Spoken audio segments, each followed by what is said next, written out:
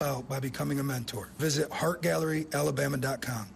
The passion, the tradition, the rivalries. SiriusXM is your destination for all things college sports, and we've got your school covered. On SEC Radio, there's complete coverage of every school in the conference, including live games, plus 24/7 talk and analysis. So cheer along online or on the SiriusXM app and listen to your favorite team anywhere. And now, as a college student, you can stream your first 3 months of SiriusXM for $1. Fees and taxes apply. See offer details and subscribe now at SiriusXM.com/SEC Sports.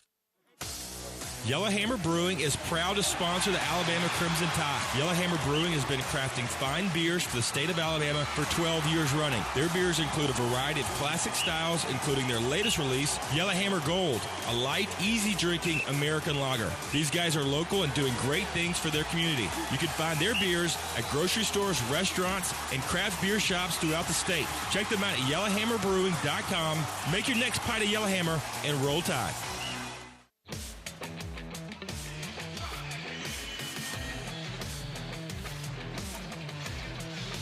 Welcome back to Coleman Coliseum, where we are a little more than 10 minutes away from tip-off between the Crimson Tide. Check that, 20 minutes away. I made the mistake of looking at the scoreboard rather than the watch. So about 20 minutes away from tip between the Tide and the Auburn Tigers. So glad you're with us for an opportunity to look at the little things presented by Chick-fil-A, like knowing what time we'll start the ball game. Game day at home with Chick-fil-A. Just order ahead through the Chick-fil-A app and score before the game even starts. Eat more chicken and roll Tide. Bryan, Passink, what are the little things that will decide winning and losing in this one here today at Coleman Coliseum? Well, you got to stop one of the little guys on the court, and that's Wendell Green, who had a big game in Auburn, had 24 points, and Wendell Green does a good job of getting to the basket, getting to the free throw line, and a streaky three-point shooter. He's only shooting 28% from the three-point line this season, but he has been up and down, hit 4 threes against Alabama, does a good job of drawing fouls from the three-point line, kind of kicks his leg out. Got to be really disciplined, get out and contest, but to do it without fouling. Alabama's perimeter defense will be key in this one. Later in the first half, we'll take a look at our Salute to Service presented by Royal Furniture. You know, it's been family owned and operated for 75 years, and Royal Furniture has locations in Tuscaloosa, Birmingham, Memphis, and Jackson, Tennessee for your shopping convenience. Or you can shop online at royalfurniture.com. We'll come back and look at the keys to victory and check out the starting lineups here on the Crimson Tide Sports Network from Learfield.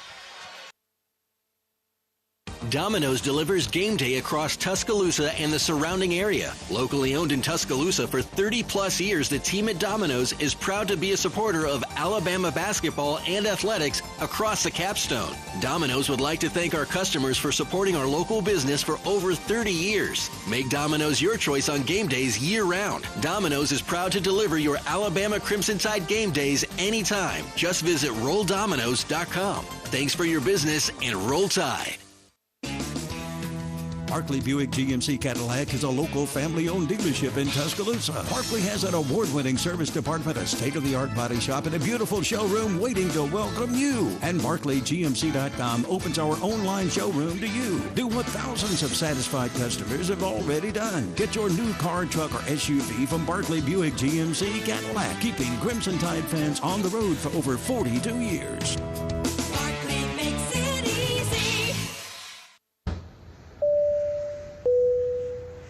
This is your captain. We are going to be experiencing some slight turbulence. Please fasten your... Oh, hold on. Just got a video of my cat. Imagine the pilot of an airplane was as confident as you are texting and driving. Seems kind of crazy when you put it like that. Visit StopTextStopWrecks.org. A message brought to you by the National Highway Traffic Safety Administration, Project Yellow Light, and the Ad Council. Here's a fun fact for you. The average chameleon can point their eyes in 2 different directions. On the other hand, the average human can't. So unless you're a chameleon, there's absolutely no way you can focus on texting and driving at the same time. So don't do it, unless you're a chameleon. Visit StopTextsStopWrecks.org. A message brought to you by the National Highway Traffic Safety Administration, Project Yellow Light, and the Ad Council. Guys, it's me, Isabella Gomez, filling in for Smokey Bear because he's got more to say than just... Only you can prevent wildfires. Like, if you're outside enjoying a barbecue, don't let a hamburger distract you from fire safety. Make sure you aren't dumping your hot coals or ashes onto the ground because that could start a wildfire. So take wildfire prevention seriously and let's save the world one day at a time. Juntos con Smokey Bear, podemos hacerlo. Go to smokeybear.com to learn more about wildfire prevention. Brought to you by the U.S. Forest Service, your state forester, and the Ad Council. Adopt US Kids presents What to Expect When You're Expecting a Teenager. Learning the Lingo. GOAT, G-O-A-T, acronym, stands for Greatest of All Time. As in, spaghetti sandwiches for dinner? They're my fave. Dad, you're the GOAT. You don't have to speak teen to be a perfect parent. Thousands of teens in foster care would love you just the same. Visit adoptuskids.org. Brought to you by the U.S. Department of Health and Human Services, Adopt U.S. Kids, and the Ad Council.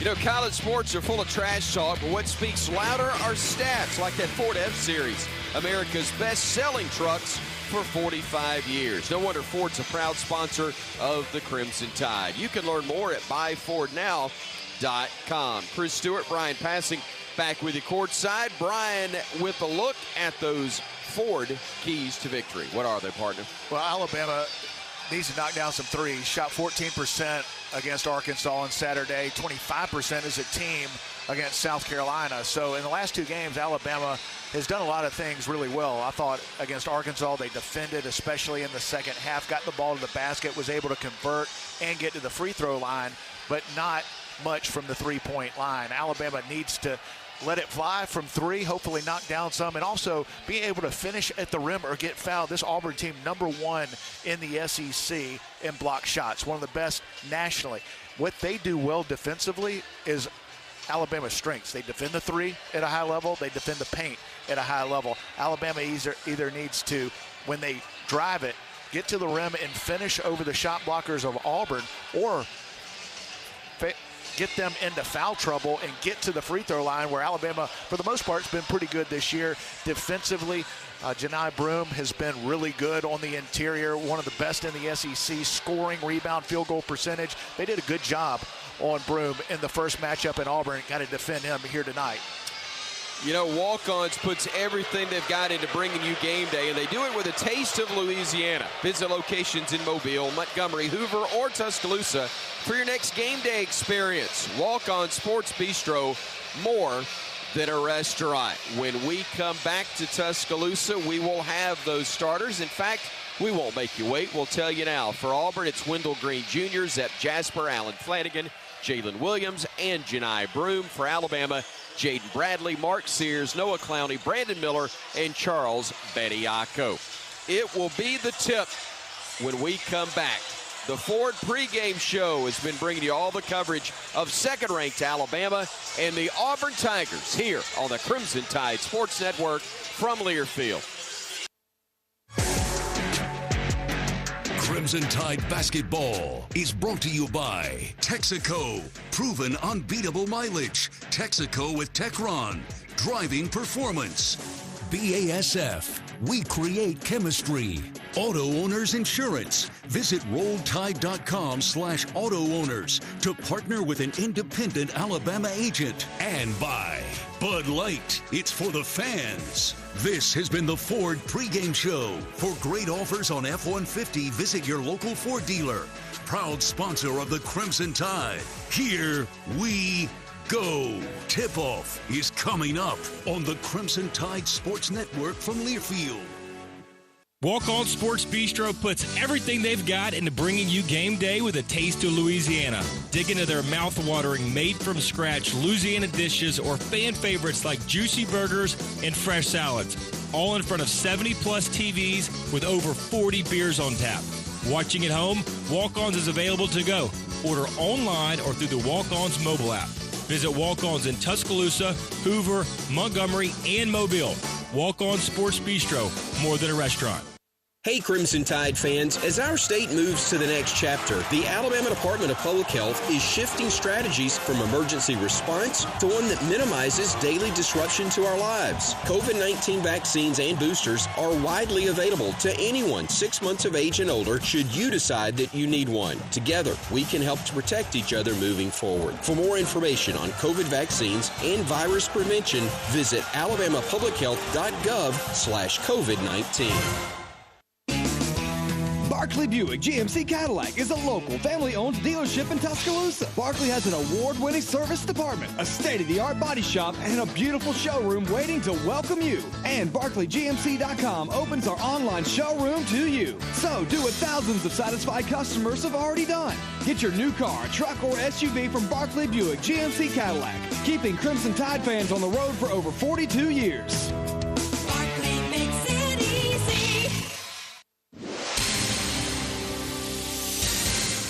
And we're back with breaking news. Coke Zero Sugar might be the best Coke ever. That's right, Jim. Coke Zero Sugar is a must-try for any Coke fan, so make sure you... Jim. Jim. We're on the air. Ooh, yes, this tastes like the best Coke ever to me. Your thoughts, Jen? Well, can I have a sip?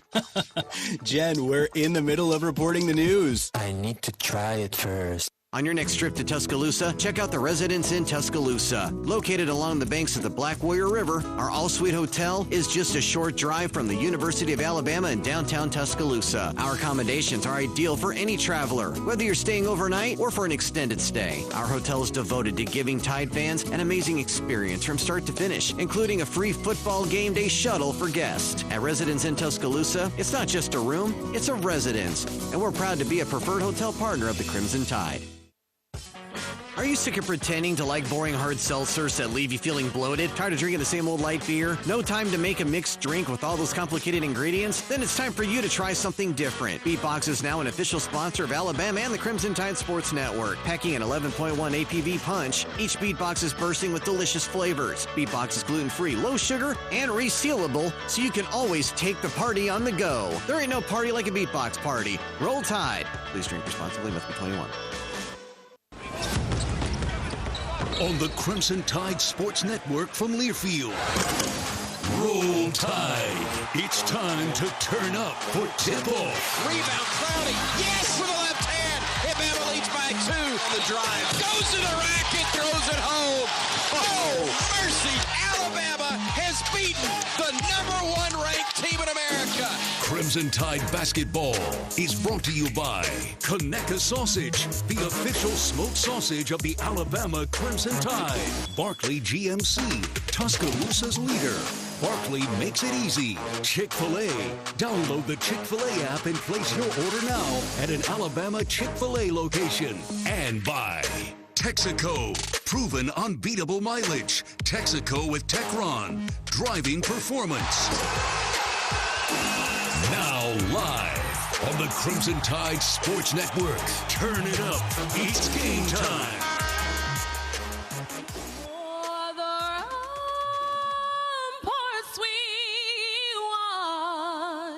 Were so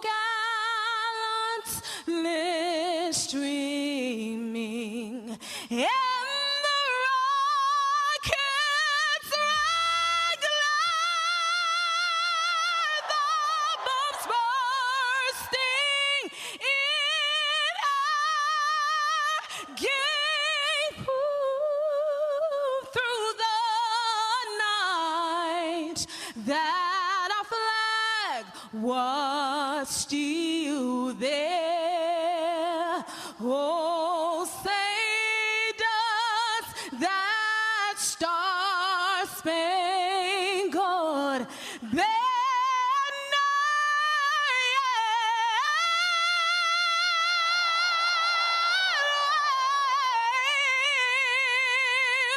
o'er the land of the free and the home of the brave.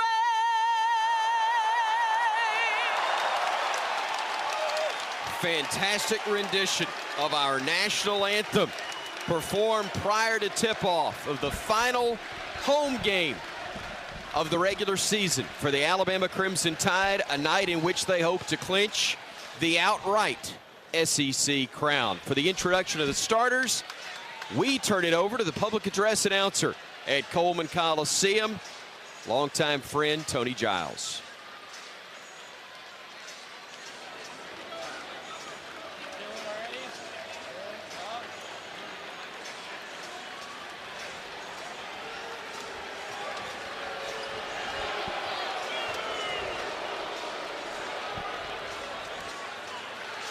Welcome to Coleman Coliseum for tonight's Southeastern Conference game. Here are the starting lineups.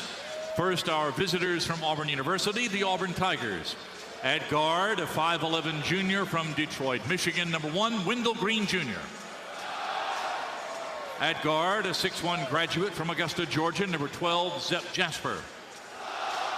At guard, a 6'6 senior from Little Rock, Arkansas, number 22, Alan Flanagan. At forward, a 6'8 senior from Nahunta, Georgia, number 2, Jalen Williams. And at forward, a 6'10 sophomore from Plant City, Florida, number 4, Janai Broom. Auburn's assistant coaches are Wes Flanagan, Ira Bowman, and Stephen Pearl. And the Tigers' head coach is Bruce Pearl.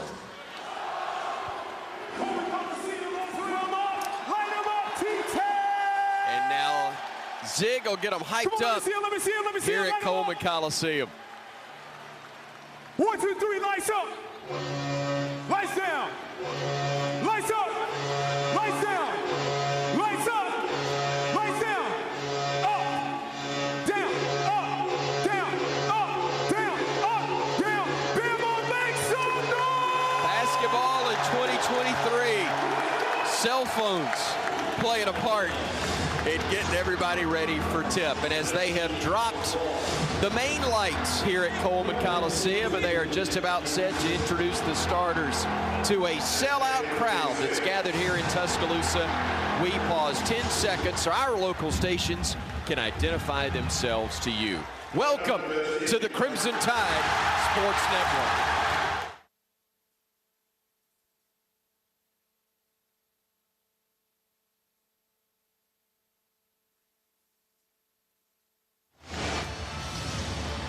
Everybody on their feet, ready to hear the introduction of the starters of Coach Nate Oates, SEC champions for the second time in 3 years, trying to win it outright against their arch rivals. Once again, Tony Giles on the mic as the crowd is on its feet. Please stand and deliver a rolling tide for Alabama's starting 5. At guard, a 6'1 junior from Muscle Shoals, Alabama, number 1, Mark Sears.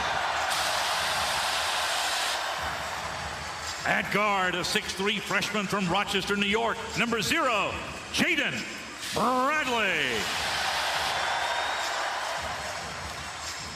At forward, a 6'10 freshman from Spartanburg, South Carolina, number 15, Noah Clowney.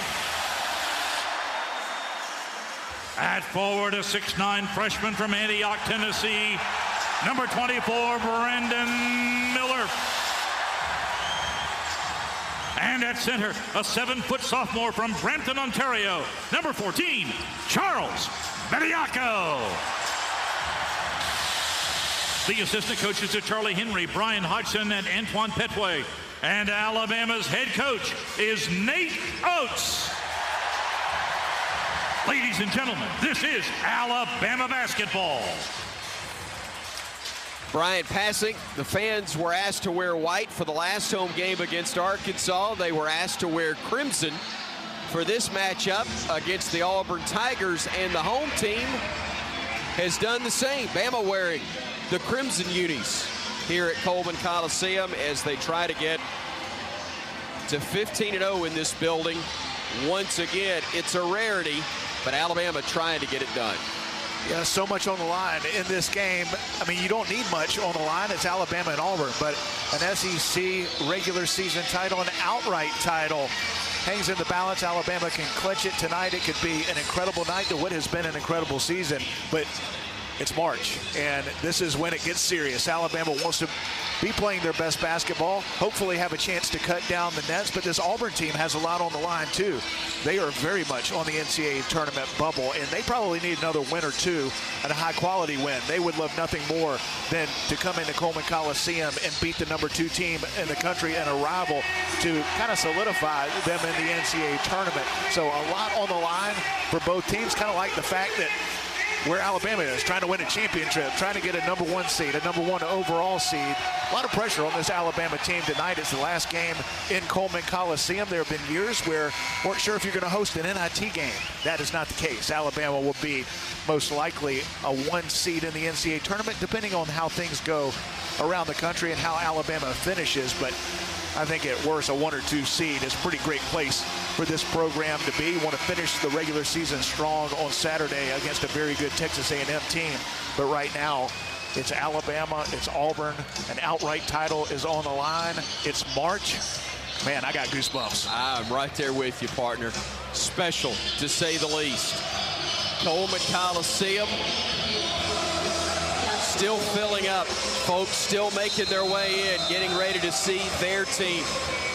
The SEC champions trying to be greedy and secure it all for themselves. A win tonight or Saturday in College Station, and they will be outright SEC champions. Already claiming the league crown for the 9th time in the regular season in school history. The Tide is wearing crimson here at home. Auburn is wearing white. KB Burdett's our lead official. He'll step between Charles Bediako and Janai Broom. He is going to throw the ball in the air, and the tap is controlled of the backcourt to our left by the Tigers. Chuck Jones and Don Daly, the other officials for this one as well. Man-to-man by Alabama, as the Tigers will have it front court to our right with Green playing off of the screen. Gives it to Broom, top of the arc. Feeds it on the right wing to Williams. He'll drive to the elbow. Kicks it far side to Jasper. Jasper behind the back with a dribble. Gives it off. A deep 3 is up and good from Jalen Williams. First shot of the game results in a 3 for the Tigers, and they grab the early advantage. Bama the other way. Bradley front court. Bradley working against the man-to-man.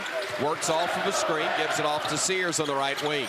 Sears working against Green, surveys the floor, dribbles left, whips a pass to Clowney. Clowney will hand it off to Sears, steps back behind the screen, gives it back to Bradley, driving down the lane, puts it up, had it stripped, but a reach is going to be called no. A tie-up is going to be forced by the man who made the 3 to start the game. That's Jalen Williams with a big defensive play, but the arrow is going to favor Alabama. Jalen Williams, a player for Auburn, who's done a lot of different things really well. Streaky from the 3-point line, versatile defender, made it right there. Quick inbounds pass to Sears, laid it in for 2. Great feed from Jade Bradley. A quick bucket inside to make it a 3-2 Auburn advantage. That's called reading the defense. Did not run the play, recognizing that had an open lane to the basket. Teammate able to recognize Mark Sears all by himself, and he lays it in. Broom with it, top of the arc, defended by Bediako. Broom driving to the right wing with the shot clock down to 10. Lost the handle, picked up by Bediako, and the tie will come the other way. Here's Sears moving it ahead, gets in front court, crosses over, whips a pass down low. Bediako got mugged on the play. That'll be a foul, and we'll see if they go intentional or not, because he grabbed him with both arms. That's going to be, I believe, on Jalen Williams, and they'll say 2 shots upcoming for Charles Bediako. Nice recognition. Mark Sears finds Charles Bediako, slipped to the goal, would have had an uncontested layup or dunk had Auburn not fouled him. He'll go to the line for 2, where he's struggled this season. Has indeed. Bediako overall on the year, only a 38% shooter. The first of the 2 shots is up, and that one is no good. 33% in conference play, as he's now 5 of 16 after that miss. Trying to tie it at 3 apiece with 18:36 to go here in the opening half from a sold-out Coleman Coliseum. Second free throw up. That one is halfway down and pops out. So 2 misses by the Tide at the stripe, and the Tigers come the other way with a 3-2 edge. Williams giving it off to Green. To Williams again, top of the arc, looks to his left, gives it off to Broom. Now far side, they'll dump it off to Jasper. Back they go to Williams, trying to work against Clowney. A step back three is no good. Rebound tipped by Bediako to himself. Outlet pass goes to Bradley. Jaden will bring it ahead. Throws a lob to Miller. It's off the mark. A scramble for the loose ball. It's going to be picked up by Bama. No, a tie-up, and the arrow is going to favor the Tigers. Had Brandon Miller all by himself. Just a poor pass by Jaden Bradley.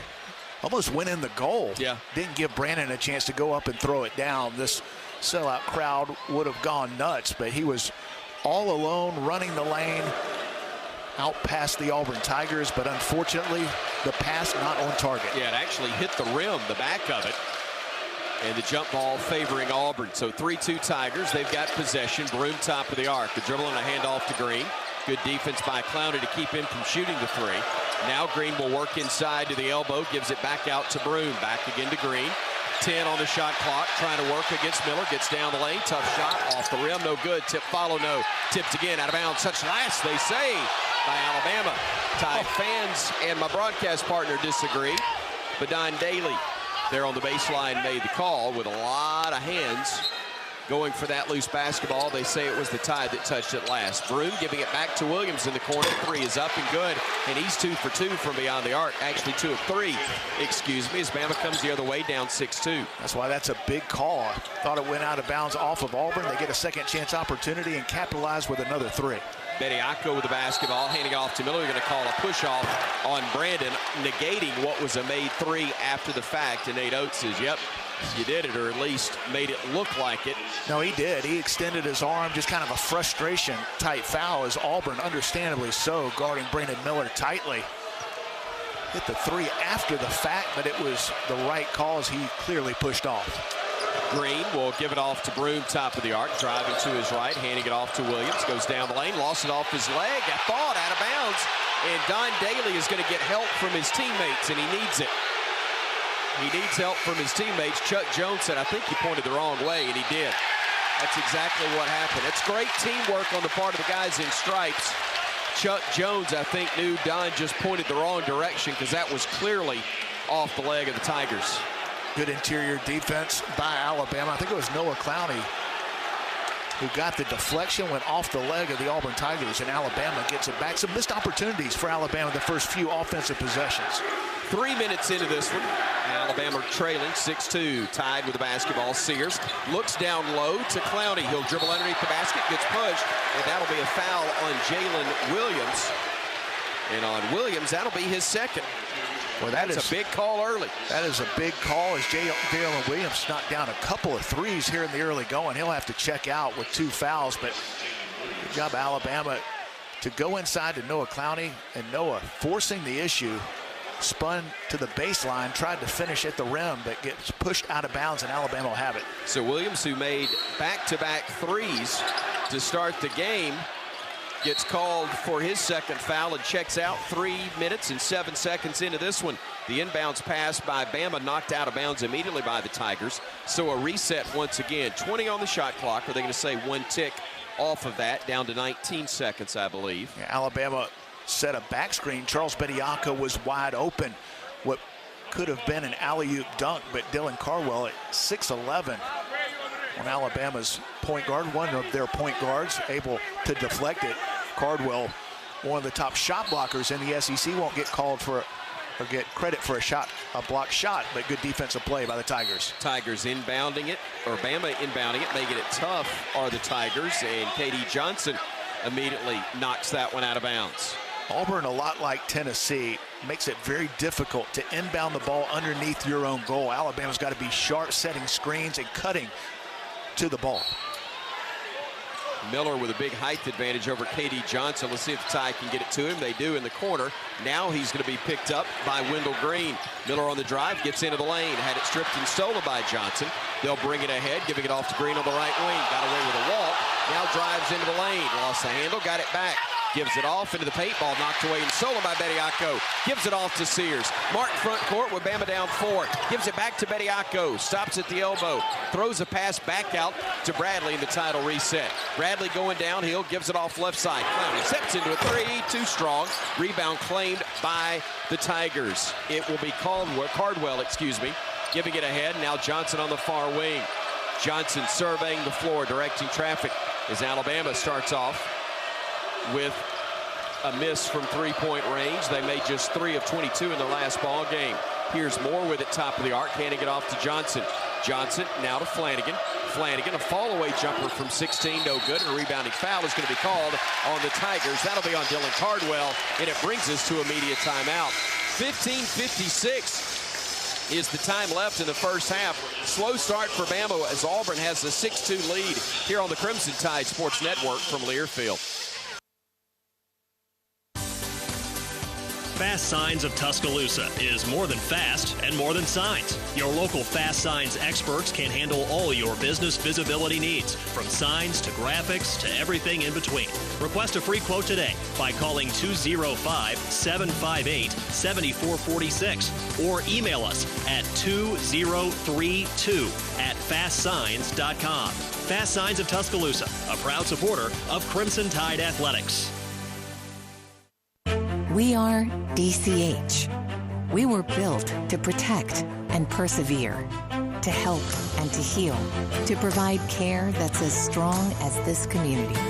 With steadfast dedication and hearts of gold, no matter what life throws at us, we've got you covered, and we'll do whatever it takes to get you back to what matters most, your life.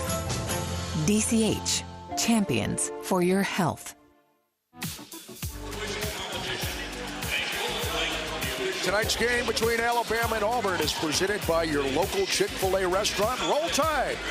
From Chick-fil-A, Bama's down 4 early, 6-2, 15:56 to go in the first half. And you can keep up with everything Alabama with the Alabama Crimson Tide mobile app presented by Cadence Bank. Download it now free at the App Store and Google Play. Speaking of play, Tom Stipe, Chris Stewart, Bryan Passink, we are having a good time playing at work on one side of the court. And Roger Hoover across the way, Rod. Yes, thank you, Tom. Right now the conversation is about playing with toughness. Right now Auburn has the advantage of what Coach Oates and his staff charts the blue collar points, so didn't like what he saw there to begin this ball game, and now he's starting to work with the Crimson Tide offense on trying to create some new opportunities for Alabama to put the ball through the net. So far the Crimson Tide just 1 for 2 from the floor, and Bryan, only 1 3-point attempt so far, and it's not gone in. Want to see some more offensive action moving forward. Yeah, Alabama's had 3 turnovers in the last 3 minutes and 11 seconds, and 50% field goal shooting is great. 2 attempts is terrible. Alabama's only had 2 shots on goal here the first 4 minutes of the game. Alabama, high-powered offense, wants to get up and down. Got to take care of the ball. Auburn doing the job defensively, and Jalen Williams getting hot from the 3-point line, knocking down 2 of 3. Fortunately for Alabama, Jalen Williams went to the Auburn bench with 2 fouls. Bryan, Alabama slow out of the gates offensively in their last game. Slow offensively here, getting some looks that they'd like, but not able to capitalize. How much of it is nerves? How much of it is just, hey, it ain't easy to get that round thing and that other round thing? Well, I think Auburn's really good defensively. Now, Auburn has been really good on that end of the floor all year long. They've been inconsistent on the offensive end, and they haven't shot the 3 well. Well, 2 for 3 from the 3-point line. It's all Jalen Williams, all 3 attempts. He's made both of their 3s. So, that's the difference right now. But Alabama's got to take care of the ball. They've had some turnovers, a frustration push-off foul. Brandon Miller, right before he knocked down a 3, he pushed off. It was the right call. And listen, there's been balls go out of bounds, thought it was out on Auburn, goes out on Alabama. They were able to capitalize with some second chance opportunities. So good start for the Tigers on the road. Nate Oates wanted to see a good start for the home team. Alabama's gotten off to sluggish starts in the last couple, but so far, not what Nate Oates wants. Put 2 veterans on the floor in Javon Quinterly and Noah Gurley also checking in, joining Miller, Clowney, and Amari Burnett, who's also seeing his first action so far in the game. Miller working against the zone, all alone, 3 short. It comes right back to him. He steps through, lays it up, got bumped, no whistle, and his shot is missed as the Tigers come the other way. Still 6-2 Auburn as Bama misses a couple of good looks wide open in the case of the first for Brandon Miller. Tigers far side with Green. Well, it was a defensive mistake by Auburn. They went zone, left Brandon Miller all alone, just a little short with the 3. Burnett, great defense on Green, who drives to the elbow, kicks it to the far side. Cardwell on the drive, ran over the defender, Noah Clowney, and Cardwell now has 2 fouls as well. And Cardwell coming in off the bench. Not as big a deal as Jalen Williams getting in foul trouble. But good defensive play by Alabama and Noah Clowney. He was a star on that end of the floor in the game Saturday against Arkansas when Alabama couldn't buy a basket. It was defense that got Alabama back in the game and extended the lead, led by Noah Clowney. Tide will get it front court with Quinterly. Surveying the floor, throws it a far side. Clowney catch and shoot three, too strong. Rebound claimed by Miller. Brandon takes it left side, working against the defender. Goes to his left, nothing there. Goes to his right, brings it out to the timeline. Miller working against the defender Moore. Crosses right, kicks it over to JQ into the corner to Burnett. Namari a pump fake, a drive and a dish. Miller a pump fake, a step back, a three and a miss, and a rebound secured by Auburn. Alabama off to a slow start, 0 for 4 from the three-point line. Tigers run the other way. They're going to call a foul in the act of shooting, not by the guy that blocked it, but a push on the way up. I think that may be on Burnett. It is on Namari, his first. And the second team foul on the Crimson Tide. 4 have been whistled on the Tigers. 14:44 is the time left first half. And Alabama, which started slow offensively against Arkansas, yet finished with 86 in the ball game, starts slow here, trailing 6-2 with 14:44 remaining in the opening half. Alabama's 0 for their last 5 and getting good looks. That's good news for Alabama. It's tough to get good looks against this Auburn Tiger defense, and they've gotten some wide open shots. Unfortunately, they haven't gone down, but that's a sign of things to come. Those shots will eventually start to fall. Miller, a tough start. 2 turnovers, 0 for 3 from the field. Does have a couple of rebounds. He'll head to the bench, and Rylan Griffin will come in to replace him, another freshman. This one from Dallas. Green, second free throw attempt up. That one, like the first, is good as well. And the Tigers have taken an 8-2 lead. 14:42 and moving. Time left first half. Here's Bama front court. Quinterly brings it left side. Now gives it off to Griffin, top of the arc. Rylan off the screen. Left alone. 3 ball is short. Rebound's going to be secured by K.D. Johnson, and he'll run it ahead for the Tigers. Stops on the wing, gets into the lane, leaves it off to Broom. Puts it up with the left hand, dropped it in, and Auburn has taken an 8-point lead. Bama struggling, and the Tigers running the other way. A 10-2 Auburn advantage. Here's JQ with it. Surveying the floor, directing traffic from the left side. Splitting defenders, weaving through the lane. A bounce pass to Clowney. Clowney handing it back to Griffin. Griffin trying to shake free from Berman, who's come into the game. Gives it into the paint to Clowney. Tough shot off the glass. Got it to go. The lid's off, we hope, and it's 10-4. Auburn with the lead with 13:55 to go in the half. Nice pass by Rylan Griffin. High pick and roll, and Noah Clowney able to finish through contact. Broom outside to Green near the midcourt stripe. Hands it off to Johnson. Johnson, a little teardrop in the lane. No good. Rebound to Clowney. We got numbers. Bama pushing it ahead. Burnett on the far wing. Burnett into the lane. Burnett outside to JQ. All alone. 3. Bottom. Javon Quinterly knocks home the 3. A bank first three-pointer, and it's a 10-7 ball game. Auburn with a lead, but the fuse has been lit here inside Coleman. Alabama turning defense into offense, getting out with numbers, and finally gets one to go down. A strip, a steal. Bama the other way. Lost by the Tide, though. Griffin couldn't hang on to it. Here comes Green the other way. Green weaving through traffic, stopping on the wing, taking the dribble between the circles now, being defended by Gurley. Guarding him out near that midcourt stripe. Crossing over is Green, getting into the lane, fakes a pass, throws it out, throws it away. Quinterly with the basketball, trying to weave through traffic, lost it on the way up, got fouled by Bourbon, and that will be team foul number 5 on the Tigers. Little energy for Alabama, finally knocking down a 3, as we talked about. If you continue to get good looks, open looks from the three-point line, you play with confidence, eventually one's going to fall. It did for Javon Quinterly, coming off of one of his best games of the season. 16 points, 7 assists. All of those assists in the second half against Arkansas. Knocks down a big one for the Tide. Tide will inbound it from the baseline to get it to Gurley on the wing. Gurley will give it off to JQ. Oh, he's got room guarding him, and here he comes, getting a running start. JQ stepping back, crossing over, going down the lane, kicking it on the wing. Burnett all alone, 3, too strong. Rebound fought for, claimed by Berman, and the Tigers will come the other way. Tide had a chance to even it up, missed another one. Alabama now just 1 of 7 from 3. Tigers get into the lane. Johnson, a runner off the glass. Tough shot, got it to drop. It makes it a 12-7 ball game. Quinterly in the game, but also Nick Pringle has checked in, joining Burnett, Griffin, and Gurley as the 5 on the floor. Quinterly stops, starts, goes down the lane, high off the glass, no, and a rebound fought for and saved by the Crimson Tide. JQ out to Burnett, fakes a 3, drives in, steps through, lays it up and in for 2. The pump fake got him free, and Janae Broom thought he was going to pass it off to Nick Pringle. Little pump fake, and able to finish off the glass and in. 12-9 our score. Auburn with the ball in the lead. Deflected by Burnett, stolen by Burnett, knocked away by Auburn, and picked up by the Tigers. Johnson all alone, left wing, 3 ball is good. Johnson knocking it down, and it's 15-9. Auburn by 6. JQ working against the vocal defender for the Tigers. JQ dropping it back to Pringle. Drives into the lane, knocked away, no whistle. It goes out of bounds. Touched last by the Tigers. What a pace here in Tuscaloosa, although not a ton of points for the home team. 15-9, Auburn on top with 11:21 to go in the half here on the Crimson Tide Sports Network from Learfield.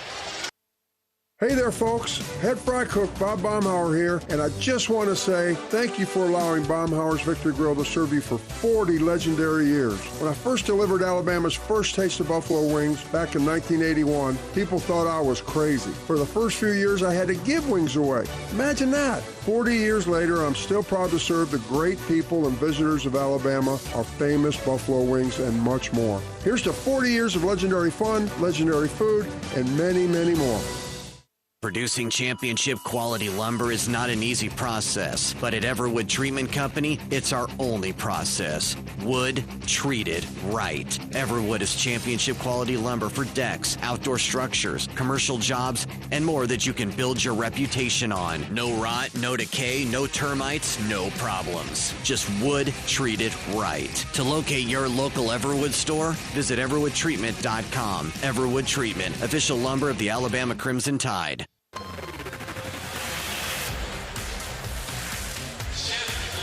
11:21 to go in the first half. Bama's down 6, 15-9 to Auburn on your next trip to T-Town. Stay at the Residence Inn, located on the banks of the Black Warrior River. The All-Suite Hotel is just a short drive to campus in downtown, and ideal for any traveler, whether staying overnight or an extended stay. Residence Inn is not just a room, it's a residence proud to be the preferred hotel partner of the Crimson Tide. Across the way to Roger Hoover, listening to the Bama Huddle. Yeah, once again, the conversation point for the Crimson Tide coaches is toughness. Right now, Auburn making more tough plays than Alabama. Again, it's what we talked about coming out of the last time out as well. But in that last stretch, Coach Oates and the coaching staff did not see what they wanted to see from Alabama in terms of toughness, 50-50 balls, rebounds, things like that. They were really displeased with the last stretch for the Crimson Tide. Again, need to start making the tough plays in order to kickstart the defense and the offense for the Crimson Tide, Brian. Yeah, right now, turnovers are leading to some open floor opportunities for the Tigers. And this Auburn team, as we talked about before the game, streaky from the three-point line. Alabama's one of the best three-point percentage teams in the SEC.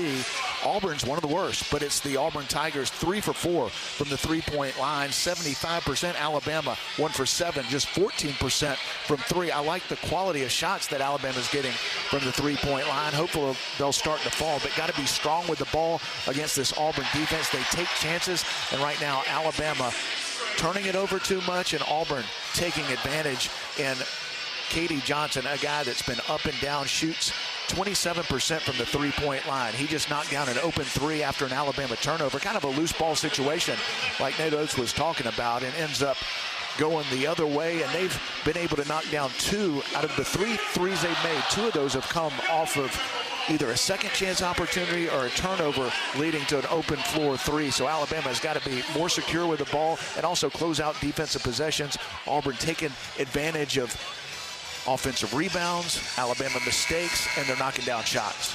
Yeah, Auburn's 5 of 10 from the field, but 3 of 4 from 3. Alabama's 4 of 12 from the field, just 1 of 7 from three-point range. And Brian, that is far below what we've seen them do this season, but unfortunately right on pace for what we saw them do in the last matchup against the Arkansas Razorbacks. Yeah, Alabama has not shot the ball well the last couple of games. Brandon Miller obviously did a couple games ago against South Carolina, but this team has figured out ways to win when the threes aren't falling. You hope that the three ball will eventually go down. It's early, but a struggle so far from deep for Alabama. Sears back in along with Miller, Bediako, Dom Welch for the first time, and Noah Clowney. Sears on the far side being defended by Flanagan. Flanagan working away from the double team, feeds Clowney. Back he goes to Sears. Sears splitting defenders, going down the lane. Tough shot, no good. Rebound tipped into the hands of Clowney. His little jump hook is good. He got bumped by a teammate in Bediako, but still got it to drop. He got fouled, but it was by Charles Bediako. Sometimes you got to finish through contact, but this time it was friendly fire. 15-11. Auburn with the 4-point lead. Flanagan with it, feeds it over to Johnson. Johnson will roll it into the low post to Broom. Broom facing the basket, shoots a 15-footer short. Rebound snatched out of the air by Clowney. Ahead to Miller, doesn't have numbers. Floats to the left wing, lets traffic go by. Plays off a screen. Tries to cross over, goes left. Double team, had it poked away. Stolen, here comes Donaldson. Donaldson had traffic in front. Now he'll give it off to Broom on the right wing. Broom thought about a three, feeds it back to Donaldson, and they'll reset their offense. 10-16 to play in the opening half. Auburn the ball in a 15-11 lead. Moore giving it off to Donaldson on the right wing. Donaldson into the low post to Broom. Broom trying to back his way down on Bediako, spins, throws it away, stolen, picked up now by Sears. Sears front court for Alabama. Sears right side, Sears underneath, Sears outside to Clowney. One more to Welch, fakes a three, drives in the lane, tough shot, left hand, no, and another rebound for Auburn. Front court, Flanagan, weaving through traffic, contact, foul, Auburn. Job again, well done. Brandon Miller taking that one for the Crimson Tide. Alabama with some missed opportunities at the rim. Dom Welch with a great move, not able to finish. It would have been a difficult lay-in, but that started the Auburn fast break. Got a sprint back in transition defense. Brandon Miller did it, got his feet set, took the charge. 9:45 and moving here in the first half, and Alabama trailing 15-11 against the Auburn Tigers. Bediako top of the arc. Pivots, getting bumped, had it knocked away. A scramble for the loose ball. He'll pick it up in the back court. Bediako is going to be called for an offensive foul. He had Broom all over him, but he hooked him. He hooked him with a left arm. Frustrated by the Tigers. And Bama not managing the intensity and the pressure put on by Auburn very well. 7th turnover for Alabama. And that one was created because Charles wasn't strong with the ball initially, let it get poked away and then pushed off. That's a couple of times that Alabama's pushed off against Auburn defenders, kind of in frustration. And another turnover. Alabama's struggling on the offensive end. Tigers working to the top of the arc with Broom. Takes a dribble and a handoff now to Williams, playing with 2 fouls, but also having made 2 threes. Williams gives it outside to Flanagan. Flanagan on the drive, down the lane with the left hand, no. The ball tipped into the air, picked up by Miller, secures it, now brings it ahead. Weaving through traffic, gets knocked to the deck, and they'll call Flanagan for the foul, and that will be the 7th on the Tigers. 3 have been called on Alabama, and the Tide will shoot 1 plus the bonus with 9:09 remaining in the opening half. Got to be strong with the ball. The Auburn Tigers take chances on the defensive end. They block a lot of shots. They also get a lot of steals, which means they take some chances. Right there, Brandon Miller able to be secure with it, take the contact, and he has struggled in this game. Hopefully, he can get going at the free throw line with a 1-and-1 coming up. Miller, scoreless so far in the ball game, shooting 1 plus the bonus for the Crimson Tide and knocking that one down. Brandon, an 84% free throw shooter on the year, 85% in SEC games. Second attempt upcoming, trying to make this a 2-point contest with 9:09 to go in the half. Free throw up and good. 15-13, and the crowd making some more noise again. Donaldson will walk it ahead for the Tigers. Looks left, gives it off to Johnson. Johnson driving to the wing, stopping, giving it off, gets a return feed, drives in, lost it, and they'll call the foul on Bediako. He just threw himself into Charles. That's what K.D. Johnson does, and that's what Nate Oates is talking to the officials about. What is he supposed to do? Was vertical, straight up and down, and K.D. Johnson really forces the issue, threw his body into Charles, right in his chest, and he'll go to the line for 2. Johnson throws his body into the defenders. So you've got Wendell Green, who's known for kicking his legs out to try to draw a call, and both very successful in that regard, as Johnson misses the first free throw.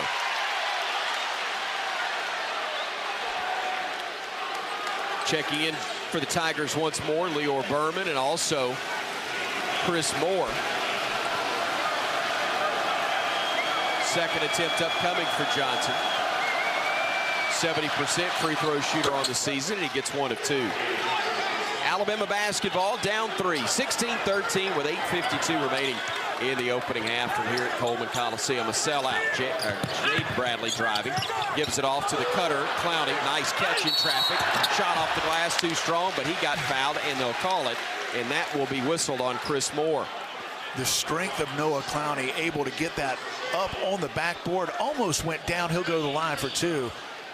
And Noah Clowney looks thin, kind of wiry, but he is strong because he was getting held and able to go up. The ball got deflected, but the strong hands and strength overall of Noah Clowney to get that up on the backboard helped draw the foul. Too strong on the free throw attempt. He'll have another try upcoming. 65% shooter overall this year from the charity stripe is Clowney.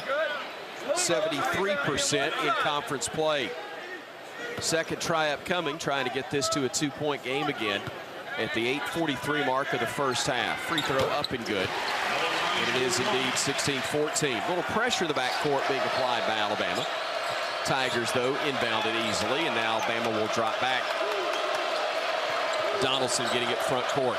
Crossing left, giving it back to Broom, top of the circle. Broom, a backdoor pass that's caught underneath. Spinning, shooting, and scoring is Williams on a tough shot with the left hand. Auburn 18, Bama 14. Here's the Tide front court with Miller. Brandon giving it off to Bradley. Jaden looking left. Jaden driving left. Jaden getting downhill, laying it up, missing it. Put back no good by Clowney, and snatching the miss out of the air is Broom for the Tigers.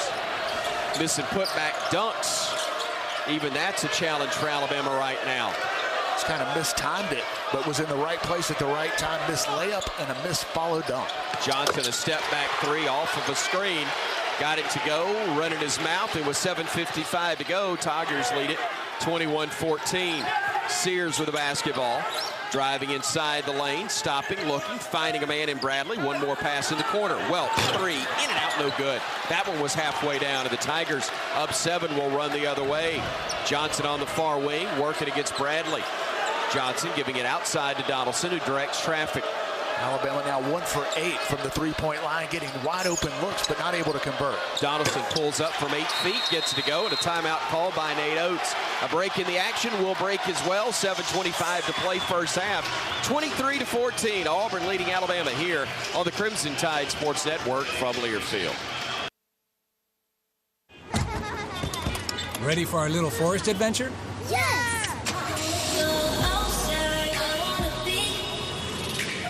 So much waiting for me. Yeah, I wanna go outside. I wanna be. We're here. Whoa, that was fast. There's a forest closer than you think. Find a park or forest near you and music inspired by nature. DiscoverTheForest.org. Brought to you by USDA Forest Service and the Ad Council.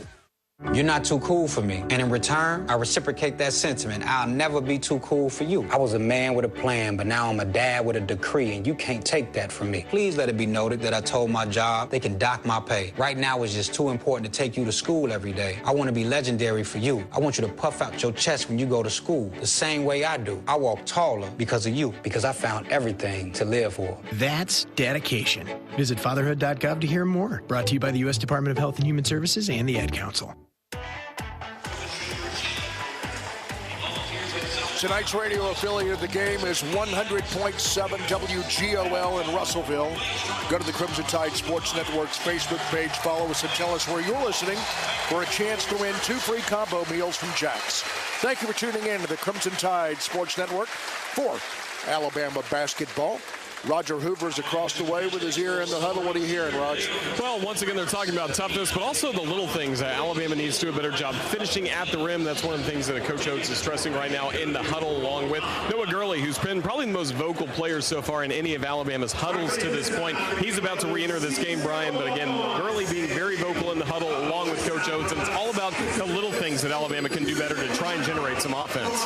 A bunch of missed opportunities for Alabama at the rim, some missed layups, missed follow dunks, some open players in transition, not able to find them. And the Auburn Tigers doing something that they have not done with consistency this year, and that's knock down the three ball. Auburn shoots 30% as a team.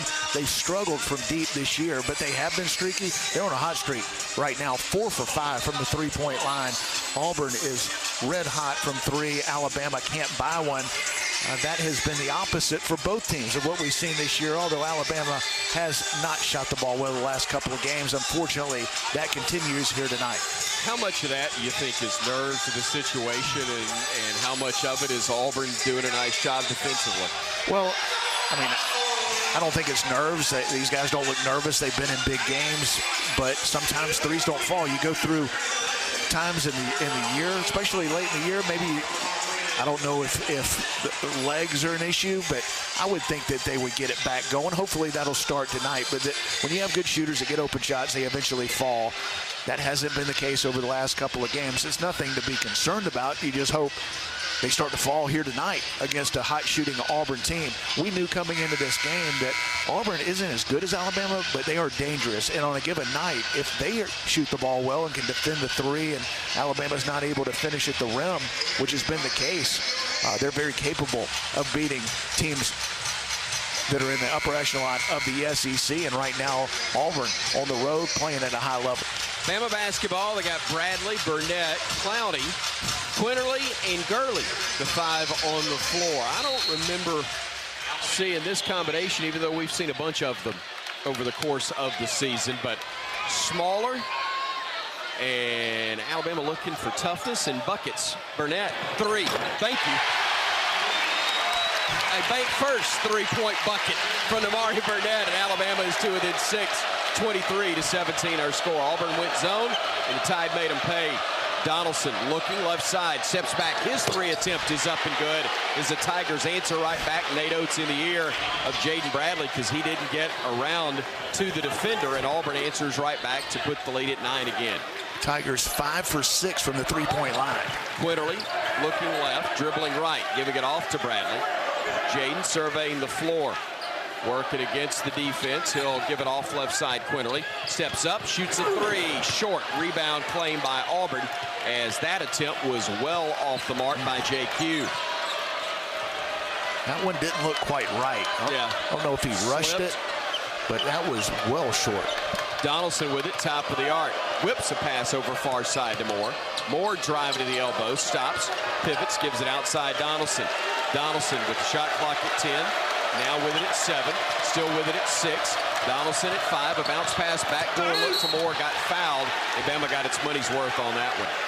Hard foul that'll send Moore to the line to shoot 2, but man, he had a pump fake that got both defenders in the air, and Bama had no choice but to foul him on the way down. Well, that's a couple times that Auburn has been able to thread the needle on backdoor passes that look well defended, but not much room to get it in. They were able to, and got two guys standing behind Moore in a vulnerable situation as he was able to pump fake, draw the foul, and Auburn with a chance to extend this lead to double digits. Moore misses the first free throw. He'll have another chance to get it to a 10-point lead.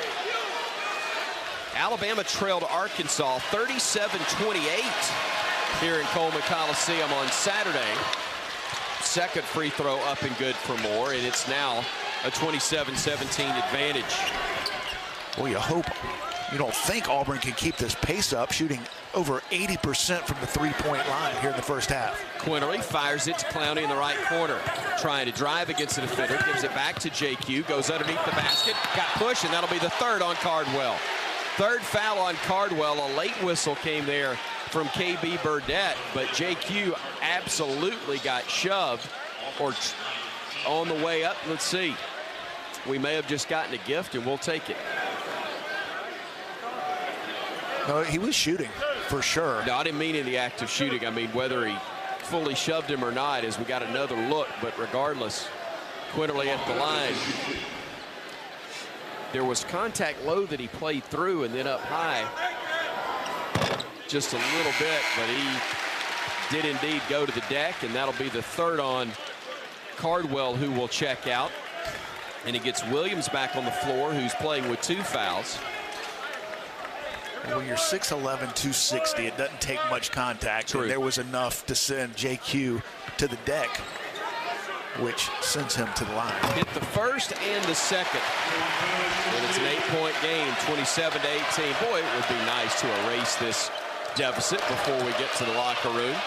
A lot of time till we do. 5:47 to go in the half. Donaldson working against JQ out high. 16 on the shot clock to Berman. Back to Donaldson they go. Now Bradley defending him. Working against JQ now. Donaldson cut off. Now stopping. Shooting a fall-away jumper and got it to go. Tough contested jumper from about 12 feet. Got it to drop. And with 5.5 to go before the break, it's back to a 10-point lead, 29-19. Auburn with a ton of confidence on the offensive end. JQ on the drive, down the hill, tough. Leaner got it to go off the glass. Right now it's about getting stops. Alabama's starting to get into a little bit of rhythm on the offensive end, but the Tigers on fire, shooting almost 60% from the field, and much better than that from three. Bradley said he got hit across the face by Donaldson. Don Daly didn't see it. Tigers come the other way. A wide open look. Williams 3-ball in and out, no good. Rebounded by Clowney. Outlet pass to JQ. Let's go, fellas. Quinterly trying to drive. Got cut off. Backs it out. Now he'll take it to the left wing. Working against Berman. Throws it over to Gurley. Gurley nearly threw it away, but it's deflected out of bounds, and the Tide will maintain possession as Brandon Miller will check in, and Noah Gurley will check out for the Crimson Tide. Jalen Williams missed the open three, and they have made some tough ones. Just the second missed three from the Auburn Tigers. Now 5 for 7 from deep. Miller, he's got just 2 points, both of them coming from the free throw line. He's 0 for 3 from the field, including 0 for 2 from beyond the arc. Alabama to inbound at side court, right in front of the Auburn bench. Burdett getting it in to JQ. Quinterly looking around the floor, backing it out, now working left. Goes off the screen, throws a lob. The flush from Clowney. 29-23, Bama back to within 6, and the crowd tries to ignite the team on the floor once again. JQ able to turn the corner, turn that into a 2-on-1 situation. The defense came to him, threw it up to Clowney, who threw it down. 6-point game, Auburn with the ball in the lead. Moore to Broom on the far side, driving against Clowney. What up, and a block by Miller. Out of bounds, touch last by the Tigers. What a play by Brandon Miller. He blocked the dunk attempt from Janai Broom, and Alabama will get it back down 6 with 4:08 remaining in the first half. And to me, that's what makes Brandon Miller the best player in the country. He could do it on both ends. Noah Clowney got beat, which is rare, but Brandon Miller comes over, and what a block. Quinterly left side. Quinterly cut off, lost the handle, into the hands of Miller, batted around, a scramble in the backcourt. JQ will pick it up for the Tide. Over he goes to Bradley, driving down the lane, goes in, and an offensive foul is going to be called on Jaden. They say he pushed off on Wendell Green Jr. Timeout on the floor, 3:50 remaining in the half. 29-23, Auburn with a lead here on the Crimson Tide Sports Network from Learfield. At Red Diamond, we know that there's simply nothing better than the perfect sip of fresh brewed iced tea. And we've been working hard to make sure choosing Red Diamond is always easy, with only simple ingredients, water, tea leaves, and pure cane sugar, or no sugar.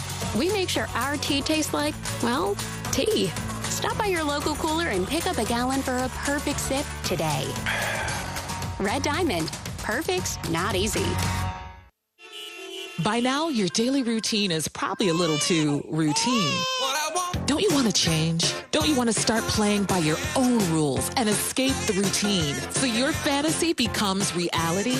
Where every night is an adventure, where new flavors are ready to be tasted, where it feels like you're a winner. Take a chance. Reward yourself. Make your routine anything but routine. Escape every day at Wind Creek Casino and WindCreekCasino.com. Tonight's game between Alabama and Auburn is presented by your local Chick-fil-A restaurant.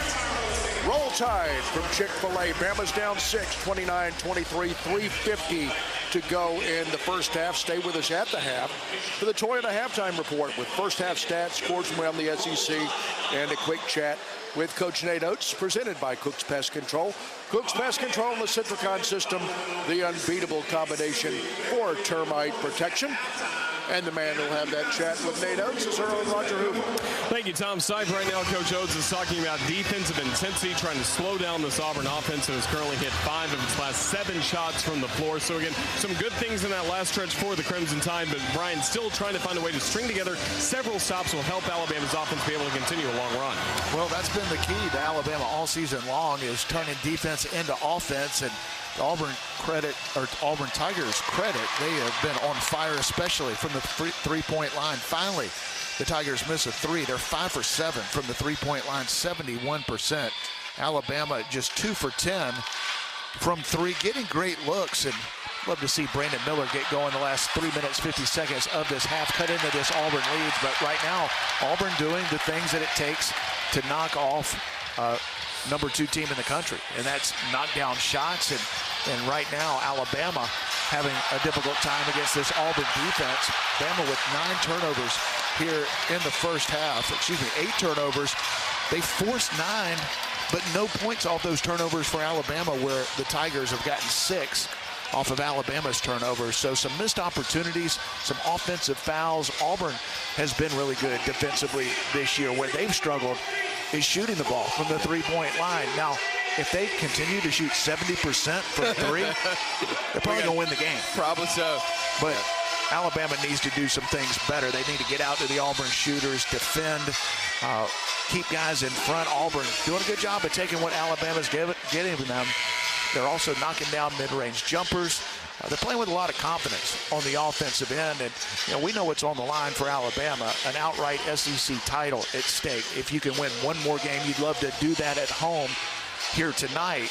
If not, you have a chance to do it in College Station on Saturday. You'd love to take care of that tonight. So obviously a big game for Alabama, but Auburn's trying to get in the NCAA tournament. They're very much in the bubble and probably need another win or 2 to do it.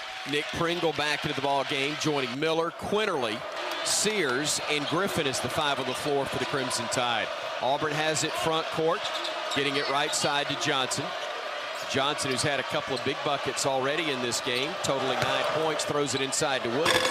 Jump hook is up and good, and he scores once again. He's been huge in this half. He's now got 10. Bama front court with the basketball. Miller on the right wing. Miller backing it out, giving it off to Sears. Looks left, nobody there, gives it back, or keeps it himself. Plays off of the screen, working against the zone, gets into the lane. Bounce pass off the leg of Pringle. He wanted the ball up high. It was a bounce pass down around his knee, and he just really wasn't able to grab the basketball. Yeah, I think Nick was probably right. That's a tough pass for a 6'10 player running to the basket to handle. It was a little bit too low. Right idea by Mark Sears, but needed to either make that jump up a little higher. It was too low to handle. 31-23, Auburn with the ball in the lead. Flanagan with it, driving with his offhand, is right, now spins back left against Sears, trying to create space, shoots a fall away from the baseline and knocks it in.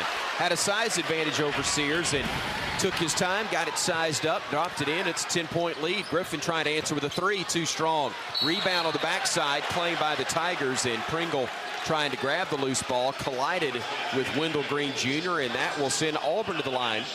Or will it? Yep, it is the 7th team foul on Alabama, and it sends Wendell Green Jr. to the stripe, shooting 1 plus the bonus, an 82% free throw shooter on the year. Well, it has been tough for Alabama in this game. One of your best three-point shooters, wide open in the corner. Misses another open shot. Not Ryland, but the team. And Nick Pringle going for the loose ball. Bumps into one of the best free throw shooters in the SEC with a chance for Auburn to extend this to 12. Green, free throw up and good. And with 2:40 to play, first half, Auburn has its biggest lead at 34-23. Alabama has not led in this opening half. It has been all Tigers from the start. Green eyeing the basket with 2:40 to go in the half. And gets the free throw up and good as well. And the lead's at a dozen, 35-23. Bama getting it front court. Quinterly giving it off to Miller. Brandon trying to spin away from a defender. They'll switch on him. He's guarded now by Broom. Miller going down the lane to the rim. Got fouled and scored. He'll have a chance for the and one. What a move by Brandon Miller. I thought he was going to try to dunk it. I think he wanted to, but got fouled so hard. The fact that he was able to finish through that contact off the glass, showing you his strength. Chance for a big three-point play. Broome guilty of his first. That'll be the team 10th. And one opportunity for Miller. Trying to make this a single-digit ball game again. It's currently 35-25 Tigers. Free throw by Miller up and good, and he now has 5 points to go with his 3 rebounds and, unfortunately, 3 turnovers in this ball game. Here comes Auburn the other way with Green. Green working against Griffin. A bounce pass to Broome, top of the arc. Broome guarded tightly by Pringle, throws it away. Oh, they're going to call Sears for the foul. They say he reached trying to get to the basketball and in front of KD Johnson, I believe. But on Sears, that'll be a tough whistle right there. And probably a chance for a 4-point swing if Auburn can knock down these free throws. Looked like a great defensive play by one of the best defenders in the SEC. Mark Sears has been in the top 5 in steals in the Southeastern Conference most of the year. Almost had another one, but instead it'll be Auburn at the line. Flanagan shooting 1 plus the bonus. The lefty shoots a brick, and the rebound snatched out of the air by Pringle. Nick went up above everybody. Now Brandon the other way. Miller trying to shake free, crosses over, backs it out, gives it off right side Quinterly. Quinterly surveying the floor with 2 minutes to go in the half. Alabama down 9. JQ changing directions, getting in the paint. Tough shot left hand, no. And the rebound claimed by Broome.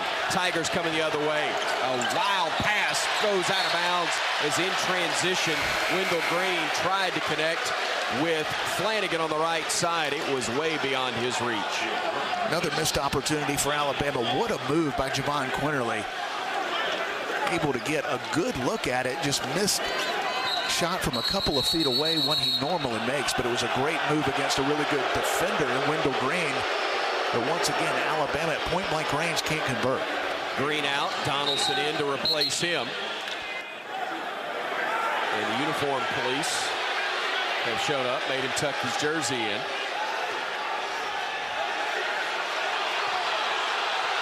A minute 49 to go in the half. Alabama down 35-26. Inbounds goes to JQ, who gets it front court. Quinterly looking, right side Miller. Catch and shoot, 3 ball. Boy, the quick release of Brandon Miller. High pick and roll, slips it to the 3-point line. JQ, no hesitation, finds him. And Brandon Miller lets it fly before the defense can adjust. Third bank first 3 of the half from Emma on 12 attempts. Donaldson trapped, gives it off. Johnson being defended by Quinterly. Johnson trying to play off the screen.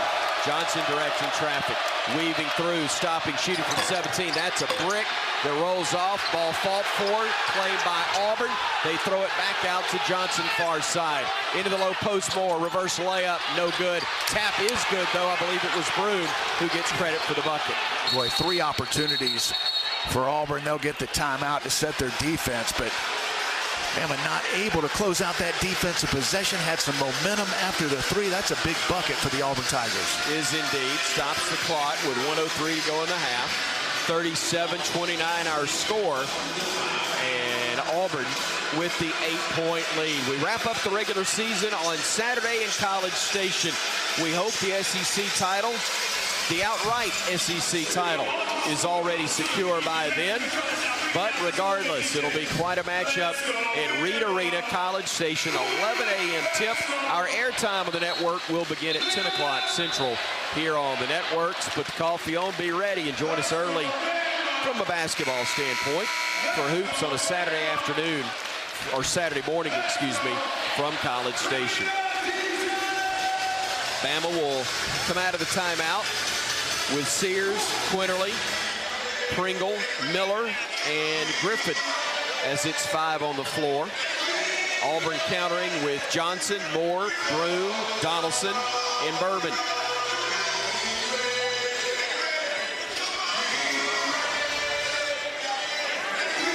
And the Tide will inbound into the backcourt to Quinterly, who will bring it ahead, being defended by Johnson.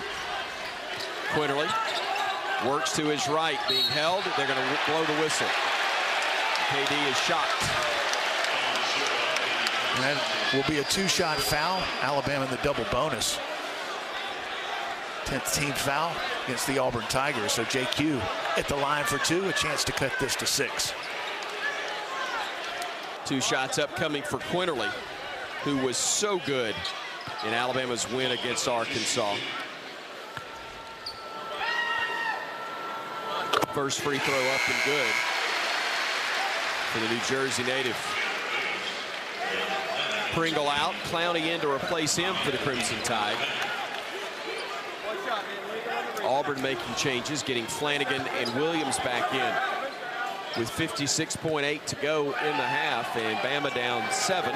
Make it 6 as Quinterly gets them both. Stop here would be so nice. 53 seconds remaining in the first half. Donaldson front court, gives it off to Williams, feeds it now to Johnson. Johnson on the drive downhill, wild shot, no good. Ball knocked out of bounds. Touch last by the Tigers. Bama will have it with 43 seconds remaining in the first half. And again, Bruce Pearl will make changes, getting Flanagan and Williams out. Williams playing with those 2 fouls that he picked up in the first 3.5 minutes of the game. And now here is Moore and Berman back in for Auburn. Katie Johnson tried to get that foul. Similar situation we saw a few minutes ago where he just threw his body in the defender. Nate Oates was in the official's ear. This time the call does not go for the Tigers. Clowney, a dribble and a handoff to Sears. Steps into a 3, too strong. Rebound tipped off the glass and controlled by Auburn. Here comes Donaldson front court. Donaldson backing it out, throws it into the paint. They'll throw it into the corner. Berman all alone for 3, knocks it down. Leor Berman gets it to go, and Bama can hold it for the final shot if they choose to do so, down 9. Bama basketball, trailing 40-31, 8 seconds, 7, 6 to go in the half, 5, Sears with it at 4, at 3, at 2, puts it up at 1, got it to go, half ends, and Alabama finishes with a little momentum, but Auburn leads it by 7 at the break. Roger Hoover catching up with Nate Oates. Coach, your thoughts on the first half? Yeah, we got to pick it up on both ends. I mean, we had a good game plan on Wendell Green. He hasn't played much.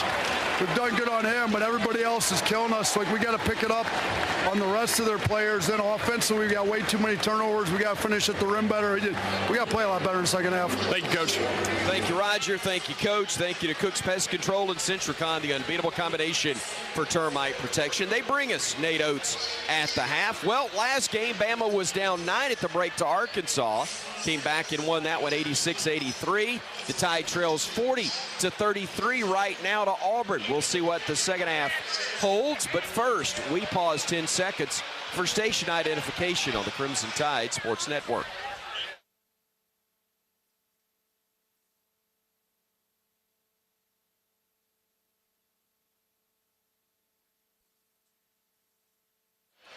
(40-33), Auburn leading Bama by 7 at the break here on the Crimson Tide Sports Network from Learfield. Favorite jeans, favorite shirt. Got Conecuh sausage and I'm firing it up. Yeah, everybody knows that's how I get my grill on. You can smell that flavor up and down the road. It's a little taste of heaven, and everybody knows.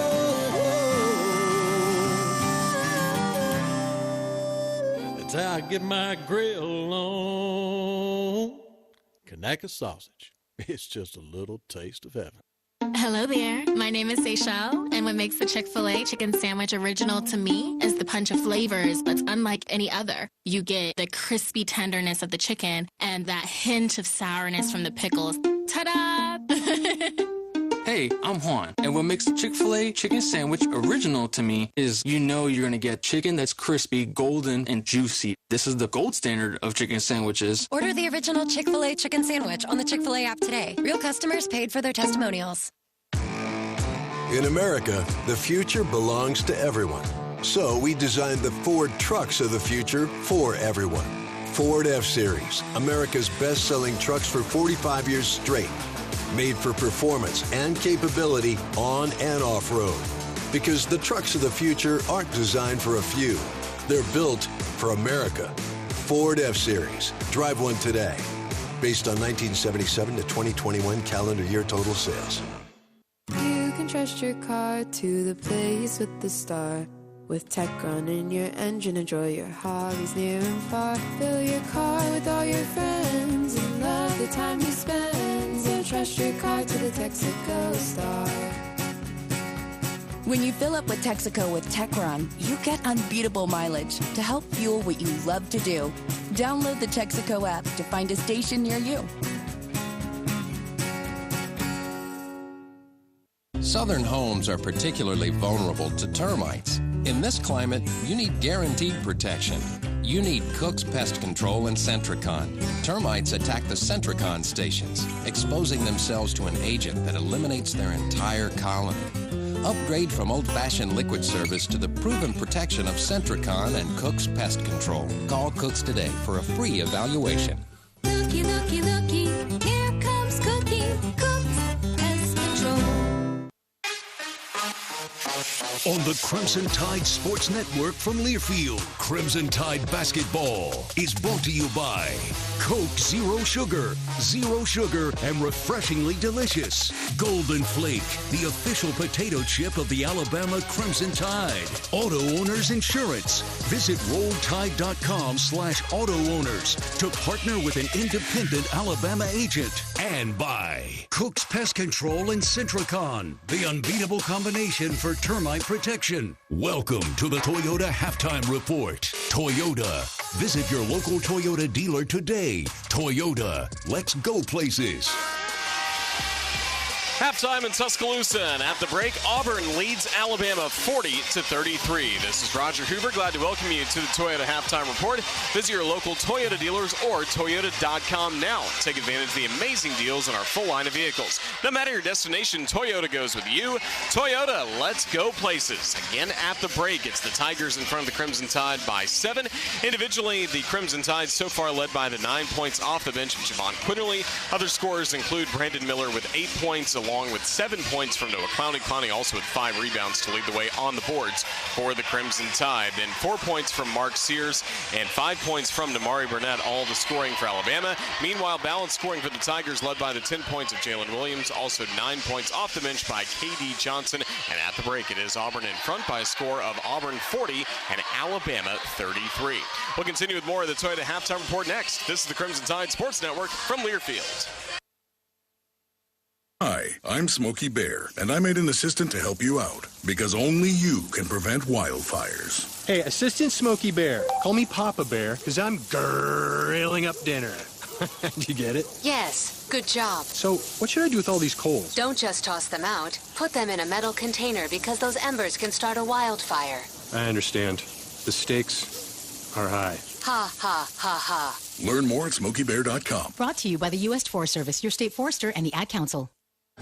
Uh-oh, Brad's buzzed. Oh, yeah? Yeah, he's starting with the woots.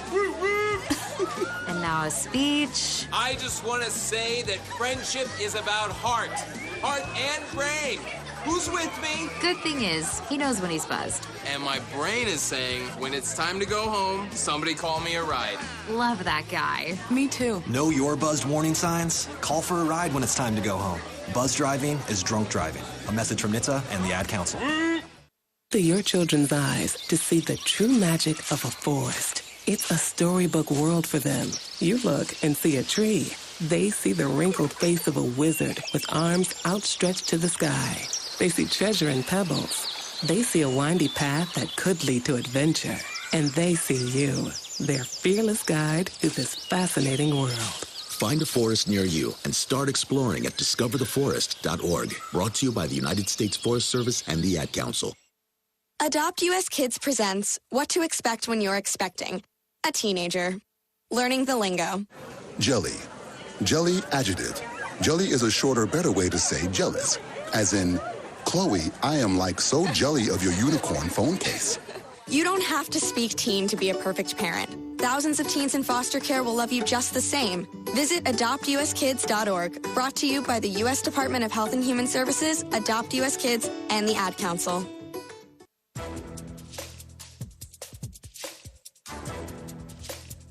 This copyrighted broadcast is an exclusive presentation of Learfield under the broadcasting rights granted by the University of Alabama. Reuse of this presentation is prohibited without the expressed written consent of the university and Learfield. Announcers are provided by Learfield and approved by the university.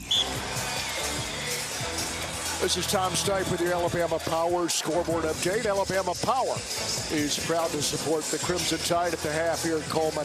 Bama trails Auburn 40-33. Only one other game underway up in Lexington, also at the half. Kentucky trails Vandy 34-30. LSU will host Mizzou in tonight's 8 o'clock game. We'll take a look at team stats next. This is the Crimson Tide Sports Network from Learfield. In SEC sports, the ifs come at you every minute. What if your QB had released the ball a second earlier? What if the head coach hadn't used his last timeout? What if your team goes all the way this season? If you love the tradition, if you live for the rivalry, if you can't wait each week for the absolute edge-of-your-seat action, Regions is right there with you as the official bank of the SEC. Regions can't help you with the ifs in sports. Regions helps you embrace the if in life. Member FDIC.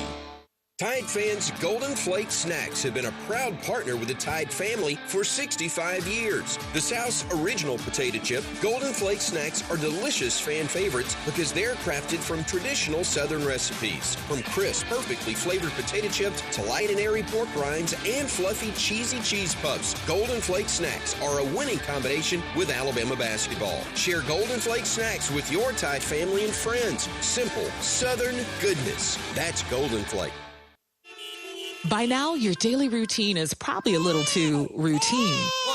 Don't you want to change? Don't you want to start playing by your own rules and escape the routine so your fantasy becomes reality?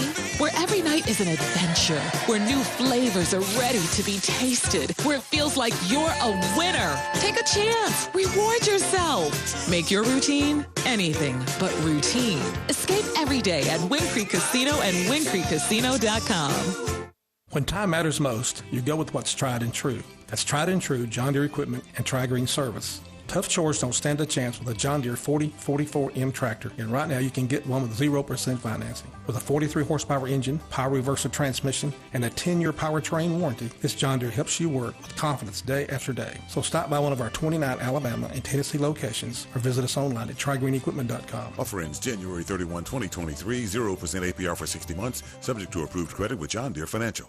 Tide fans, flu season is just around the corner, and the Alabama Department of Public Health wants to remind Tide fans that this year it's more important than ever to get your flu shot. Research shows that it's possible to have the flu and COVID-19 at the same time. This flu season, protect yourself and the people around you from flu and help reduce the strain on your local healthcare system, who is still responding to the COVID-19 pandemic. For more information, visit alabamapublichealth.gov/flu. Pitch, Burnett getting it in to JQ. Quinterly looking around the floor, backing it out, now working left. Goes off the screen, throws a lob. The flush from Clowney. 29-23, Bama back to it in 6, and the crowd tries to ignite.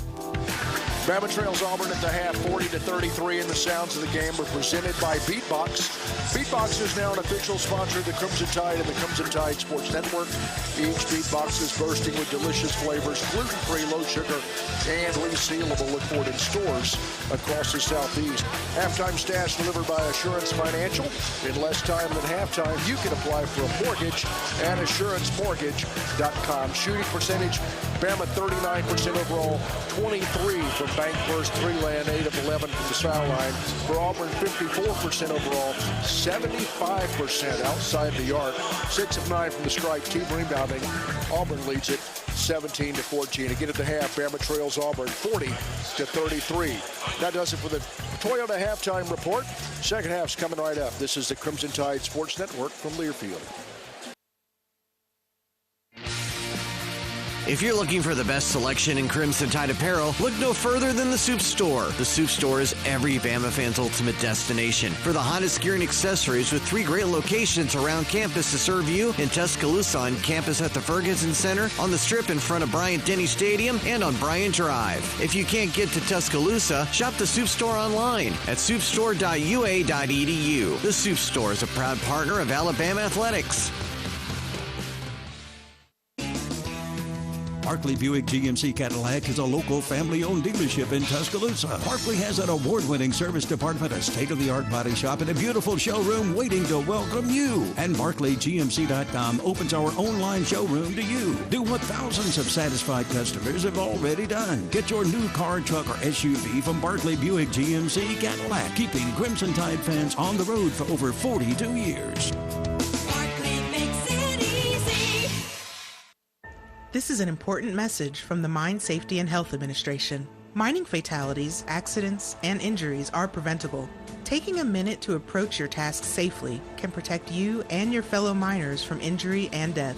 Staying alert and focused can keep you safe.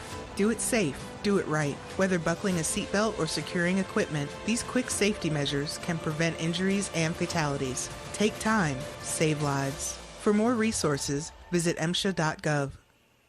Farming is dangerous. There's dangers all around us. We go through safety training and try and do these things to make sure accidents don't happen. You don't want to hit a gas pipe because that's your life. The other part of it is if you hit certain things, you're liable for it. Farm Safe 811 starts with you. Always call 811 and wait for any underground lines to be marked. Always keep safety in the back of your mind. Just stay humble. For more information, go to farmsafe811.org. On the Crimson Tide Sports Network from Learfield, this has been the Toyota Halftime Report. Visit your local Toyota dealers or explore Toyota.com today. No matter your destination, Toyota goes with you. Toyota, let's go places. The second half is just moments away. Roll Tide. What's to look for in the second half is presented by Marathon. With traveling to see the Crimson Tide, start with a fill-up at Marathon to make it a winning trip. Go to mileshavemeaning.com. Marathon, fueling the American spirit. Bama's trailing 7, 40-33 at the half. BP, this stinks. This absolutely stinks. What are we going to do to get back in this? Well, hopefully have a similar second half that we saw Saturday against Arkansas. Alabama was down 9 at half, able to come back and would have built a huge lead had we been able to knock down some threes. Alabama struggled from 3 in that game in that half, but still got it done with defense and taking the ball to the rim. Alabama has not been able to convert in a high rate from the three-point line or score at the rim. Auburn's one of the best shot-blocking teams in the country. They've changed a lot of shots, and Alabama has not had success at the rim, but it's been the hot shooting of the Auburn Tigers. We know what the Tigers do defensively. They're really good on that end of the floor, but they've been very much up and down offensively and have not shot the ball well from the three-point line. They average 6 made threes a game, shoot 30% as a team from deep. They've already made 6 threes, 6 for 8, 75% in the first half from the three-point line. An Alabama team that's one of the best in the country and making 11 made threes per game, only 3 in the first half. And that stat alone is the difference in this game. Auburn hot shooting from deep where that's been a liability for the Tigers. That was not the case in the first half. Hopefully those shooting numbers even out. If they do, that's good news for Alabama.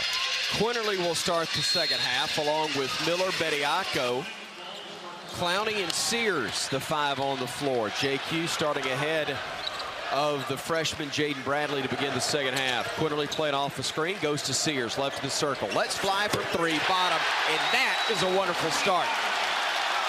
And he hesitated, which usually is bad news, but this time it goes in, and listen to this Coleman Coliseum crowd. 4-point game, Auburn with the basketball and the lead. Williams with it, top of the arc, goes left side to Jasper down low. They'll feed it, a dunk, or excuse me, a block on the dunk attempt, and out of bounds, they say, touched last by the Crimson Tide. Wow. My goodness, what a block by Noah Clowney. Jalen Williams went up and tried to throw it down, but he was denied in a big way. He hit the deck. The ball goes out of bounds. I think Noah Clowney, I guess, knocked it out of bounds, but what a defensive play by Clowney. Wow. Inside, they'll work it. And again, this time the dunk is good on the part of Jalen Williams. Went up and over Bediako, the lefty, who was big to start the game. And then picked up 2 quick fouls. Now big to start the half. A 3 in the quarter. Clowney is good. Bama back-to-back bank first threes. And the Tides to within 3 again. 42-39 with 19 minutes to play. And look at Nate Oates pumping his fist, trying to get his team to get some stops on the defensive end. Jasper throws it left side to Williams. Drives, throws a bounce pass kicked by Alabama, so possession will stay with the Tigers with a reset to 20 on the shot clock. 18:53 to play in the second half, and Auburn a 42-39 lead over Bama. Williams to trigger it from the baseline, the left of the bucket. Gets it in, they work it to Green. Green giving it back to Williams. Williams against Clowney, a deep three. That one's short. Ball knocked out of bounds, touched last by the Tigers. An air ball. Great defense by Clowney on Jalen Williams. Jalen Williams right now, tough to guard because of his ability to knock down the three, but Noah Clowney able to stick right with him. Got a great contest, forced the air ball, and Alabama gets it back. Here's Quinterly front court for the Crimson Tide. JQ surveying the floor. Drives to his right, now goes left. Stops, backs it out again between the circles. Quinterly still with the dribble. Going to his left. Bounce pass, Bediako. Over to Sears. Three for the tie. Bottom.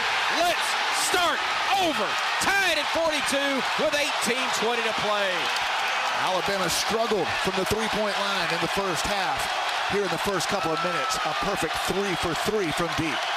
Green, a bounce pass to Broom. Broom driving, bounce pass out to Jasper. Jasper with 15 on the shot clock. Driving, stopping, looking, a bounce pass, a feed inside to Broom, a kick back to Flanagan. Thought about a three, now lets it go and hits it. He hesitated, then dropped it in, and a bucket good, and now a timeout as you got an injured Tiger, I believe. It looked like Jalen Williams may have jammed a finger or something, as he may have collided with somebody underneath the basket. Not sure, but he's in some pain. He's been a pain for us, I know that. Williams with a dozen points. And stepping off the floor, being attended to. Maybe it's not a finger, maybe it's his contact lens. That's exactly what it is. He lost a contact lens, got it back. He'll be replaced by Moore for a few moments anyway. Here's Quinterly front court with Bama down 45-42. The Tide has not led in this ball game. Front court driving, feeding it Sears. Three ball, too strong. Rebound tipped and controlled by Auburn. Here come the Tigers running the other way. Flanagan on the wing, giving it off to Broom at the elbow. Broom pivots, now backing his way down on Bediako. Broom spinning in the lane, lost it, and a foul's going to be called on the Crimson Tide. I think it's going to be on Charles. That's a big call. That's his third. He was the only Alabama player in foul trouble in the first half, and that will be Charles Bediako's third. Didn't need to reach on Broom, who was trying to dribble past him. Bama didn't get Bediako out of there in time, and now the Tigers will try to attack. Flanagan, a deep three right side is good. They hit another one. Miller defending both times he hits him, and it's a 6-point game again, 48-42. Quinterly trying to drive, goes down the lane, hands it off. Bediako the flush, beautiful feed. Javon Quinterly, and Bama is back to within 4. Alabama in a rhythm on the offensive end, but unfortunately, so are the Auburn Tigers, especially from the three-point line. Quinterly 9 points, 4 assists so far in this game. Left side, they go with it to Green, into the low post to Broom. Broom posting up on Bediako, spinning in the lane, a fall-away shot up and good. Got another one to drop, and the lead goes back to 6 again. 50-44 Tigers. Here's Bama with Miller on the far side. Miller trying to spin away from trouble. Gets it to Bediako. He gets fouled. And that's going to be on Wendell Green. His first personal foul. Team foul. Number 1 this half on the Tigers as well. So Bediako exits, and Damari Burnett comes in to replace him for Alabama. Auburn's a team that makes 6 threes per game. They've already made 8 for 10 from 3 with just under 17 minutes left. They have been on fire from deep. Quinterly with the basketball, zigzagging his way against the defense. Behind the back with the dribble, lost it, got it back. Quinterly crossing over, driving down the lane. Tripp kept his footing though. Finds Sears, back to JQ in the corner. Quinterly on the drive, dumps it in the corner. Burnett, three, short. Rebound claimed by Auburn, and the Tigers will come the other way. Bama 3 straight makes, and now back-to-back missed threes. Tigers inside with Green, outside to Broom. Broom trying to drive. Driving in, puts it up, missed it. Rebound off the head of Burnett, out of bounds. Possession will stay with Auburn. Boy, 2 Alabama players right there. Great effort, but unfortunately goes out of bounds. Noah Clowney, Namari Burnett. I think it went off Burnett. Another second chance opportunity for the Tigers. They get it in bounds. They throw it in the low post. Broom spinning and easily scoring around Clowney. Boy, got it way too deep there. And the Tigers lead by 8 again, and Bama throws it away. Alabama throws it away. Timeout on the floor. 15:52 to go. Bama trailing 52-44 here on the Crimson Tide Sports Network from Learfield. Southern homes are particularly vulnerable to termites. In this climate, you need guaranteed protection. You need Cook's Pest Control and Centricon. Termites attack the Centricon stations, exposing themselves to an agent that eliminates their entire colony. Upgrade from old-fashioned liquid service to the proven protection of Centricon and Cook's Pest Control. Call Cook's today for a free evaluation. Looky, looky, looky, here comes Cookie, Cook's Pest Control. In America, the future belongs to everyone. So we designed the Ford trucks of the future for everyone. Ford F-Series, America's best-selling trucks for 45 years straight. Made for performance and capability on and off-road. Because the trucks of the future aren't designed for a few. They're built for America. Ford F-Series. Drive one today. Based on 1977 to 2021 calendar year total sales. Tonight's game between Alabama and Auburn is presented by your local Chick-fil-A restaurant. Roll Tide from Chick-fil-A. Bama is down to Auburn. 15:52 to go in the ball game. 52-44. And hey, Bama fans, whether you want to sit courtside or score a bird's eye view, StubHub is the best place to grab your Tide tickets. StubHub is the official fan-to-fan ticket marketplace of the Crimson Tide. StubHub, be there. Across the way, Roger Hoover's looking good for a couple minutes, but Auburn's got it back up to 8. Certainly do, and Coach Oates talking about getting some stops, and real talk in this huddle was all about defense and energy. To be quite frank with you, Coach Oates wants to see more energy, and that will lead to some better defense for the Crimson Tide. But again, not pleased with what he saw starting defensively, and then the energy lagging a bit as well. So no one better to bring in to give some energy in the huddle than Antoine Petway. This is the most animated he's been in a huddle really all season long, trying to get everyone's attention, trying to get everyone to play with some energy, Brian. And Alabama did it on the offensive end. They've come out hot from 3. 3 of their first 5 from deep, and Alabama getting production from Mark Sears on that end of the floor, but it hasn't been offense, as Nate Oates has talked about. The Auburn Tigers, red hot from 3. I mean, 80% from 3, 8 for 10. Not sure they could do that in the gym alone. They have struggled from the three-point line all season long, but that has not been the case here today. We said at halftime, if they continue to shoot 75% from the three-point line, it's going to be tough for Alabama to win the game. They've shot better than that in the second half. Just 2 attempts, but they've made both. And Alabama on a run, tied the game, crowd getting into it, and Auburn able to answer with back-to-back threes, able to score at the rim. And right now, the Tigers shooting it well from deep and also at point-blank range. They are having their way against this Alabama defense, which is one of the best in the country. But Auburn, they have been red hot from 3. Now they're getting it going from inside the arc. And Alabama's got to get it done on the defensive end. Good to see the 3 starting to fall for Alabama, getting to a rhythm on the offensive end. But if you can't put stops together, it's not going to matter, because Auburn is on fire here in this one. Out of the timeout, Alabama's got Miller, Sears, Burnett, Clowney, and Quinterly, who has been fantastic, Brian. 9 points, 5 assists, no turnovers, and 1 steal in his 16 minutes.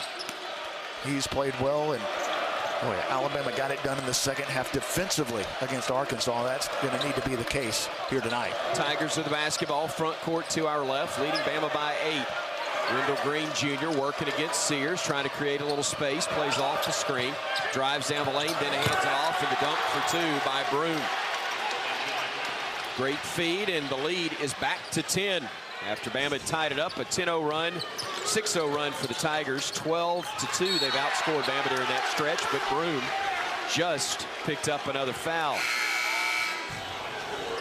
Janai Broom guilty of his second personal foul. Auburn on a 12-2 run. Tigers 5 out of their last 6, and a couple of those from deep. Clowney checks out. Bediako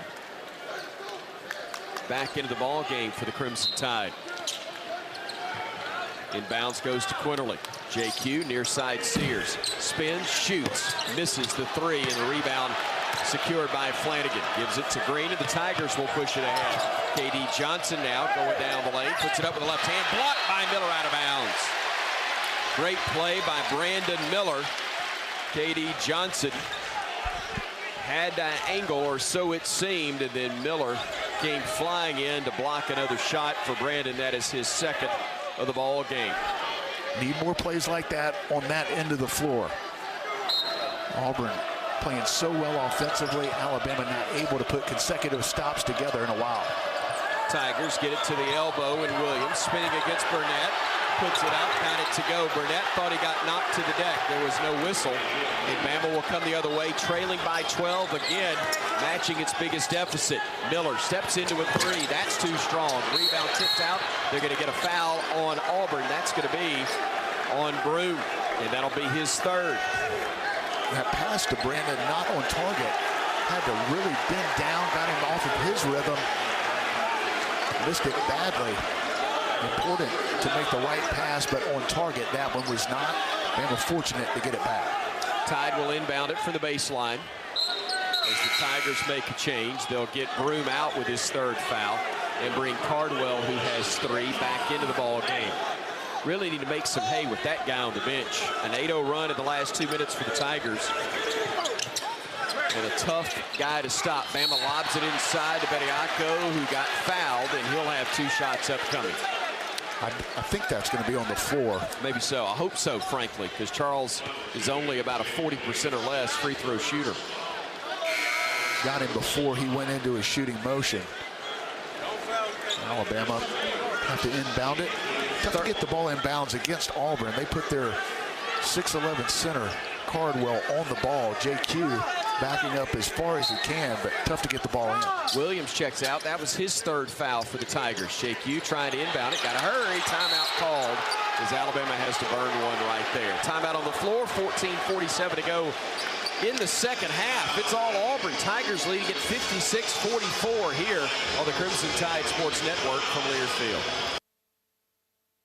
Question: what will you find on all over-the-counter or OTC medicine packages to help you choose the right drug and use it safely? The answer: the drug facts label. This label lists the medicine's active ingredients and purpose, how much to take, and warnings you should know before using it. Remember, even OTC medicines you buy without a prescription can cause side effects you don't want. So follow the information listed on the drug facts label. For more information, visit fda.gov/drug facts label. A message from the U.S. Food and Drug Administration.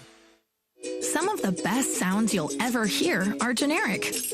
Safe, effective, even money-saving, just like FDA-approved generic drugs. Even if they don't come in the exact same color or shape as their brand name equivalents, they have the same key ingredients and go through a rigorous review process. Talk to your doctor or pharmacist today and visit fda.gov/generic drugs. Generics are safe, effective, and can save you money. You'll like the sound of that.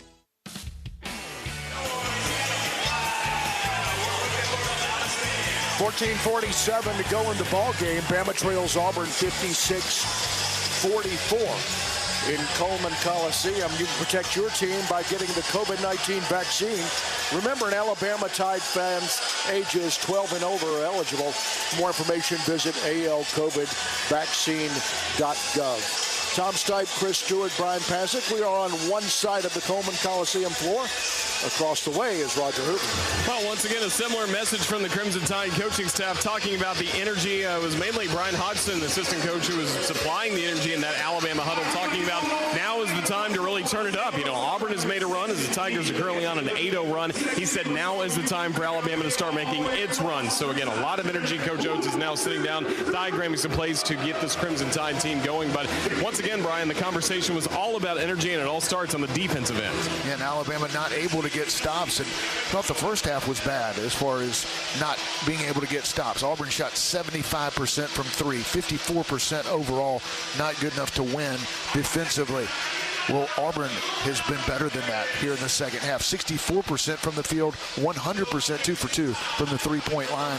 The Tigers overall 8 for 10, 80% from the three-point line. This is an Auburn team that struggles shooting the ball from three. That has not been the case tonight. They make 6 threes per game on average. They shoot right at 30% from deep. They're shooting 80%, and they've already made 8 with 15 minutes to go. Tigers doing what you have to do to get an upset on the road, and that is shoot the lights out, and they have, but Alabama got to get some stops together. Defensively, you can't hope they miss. You have to make them miss. Alabama hasn't been able to do that here in this game. Auburn in a rhythm. They're knocking down threes, and when they pump fake, they're taking the ball to the basket and scoring at the rim. They've been great offensively, which has not been the case for the Tigers most of the season. Bediako, Miller, Sears, Quinterly, and Burnett, the 5 on the floor for the Crimson Tide. It'll be Brandon Miller to trigger it in for the baseline. To the right of the Bama basket. Looking to lob it, does. Bediako couldn't handle it. Pass off the mark, and here comes Johnson the other way.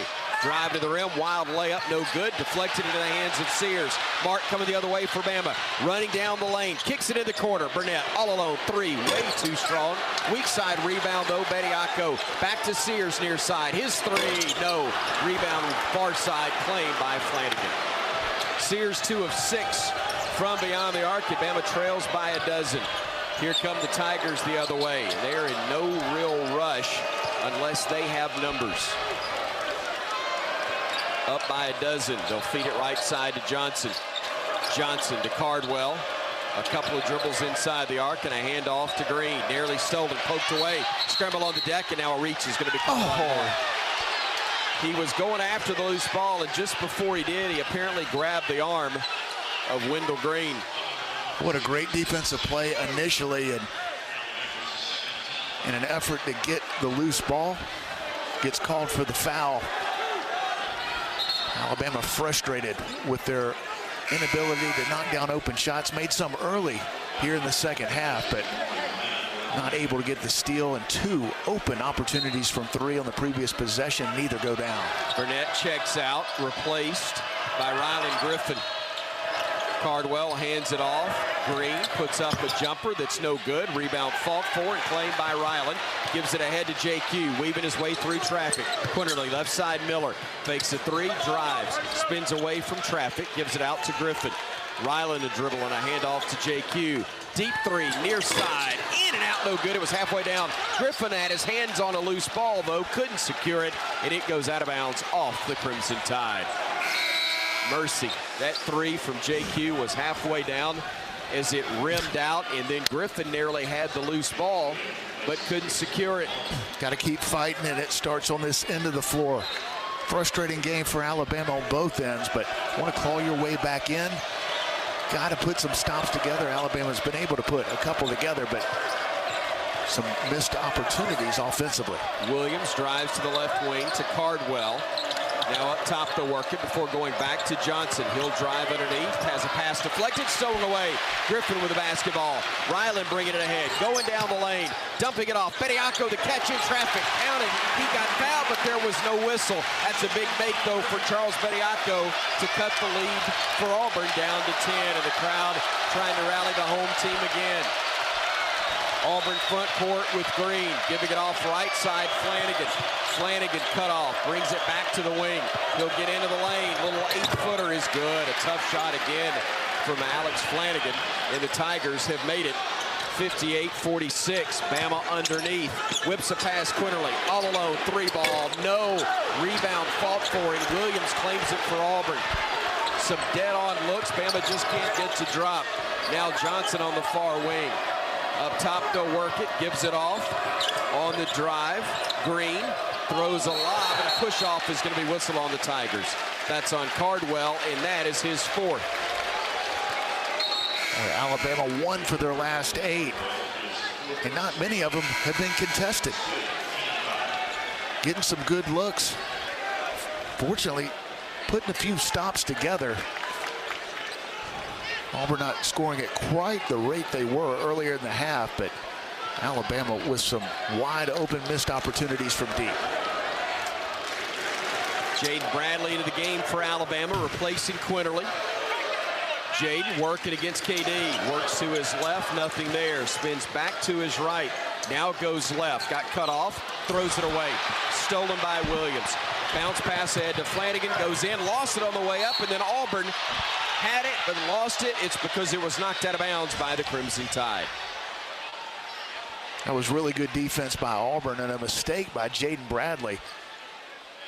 Not able to get past his man and tried to throw it out to Brandon Miller, but an easy pick for Auburn, and they went the other way. They spin in the lane, they shoot, and a late whistle is going to be called on Brandon Miller. They say for a foul on the arm. The shot was short. Brandon thought he got it clean. They say he got him on the arm. And that'll send Jalen Williams to the line to shoot 2 free throws. Bama only one of its last 8. The Tide had even the score at 44 all, but it has been, or 42 all, but it's been all Auburn since that time. Free throw missed by Williams, keeping it at 58-46 with 12:03 remaining.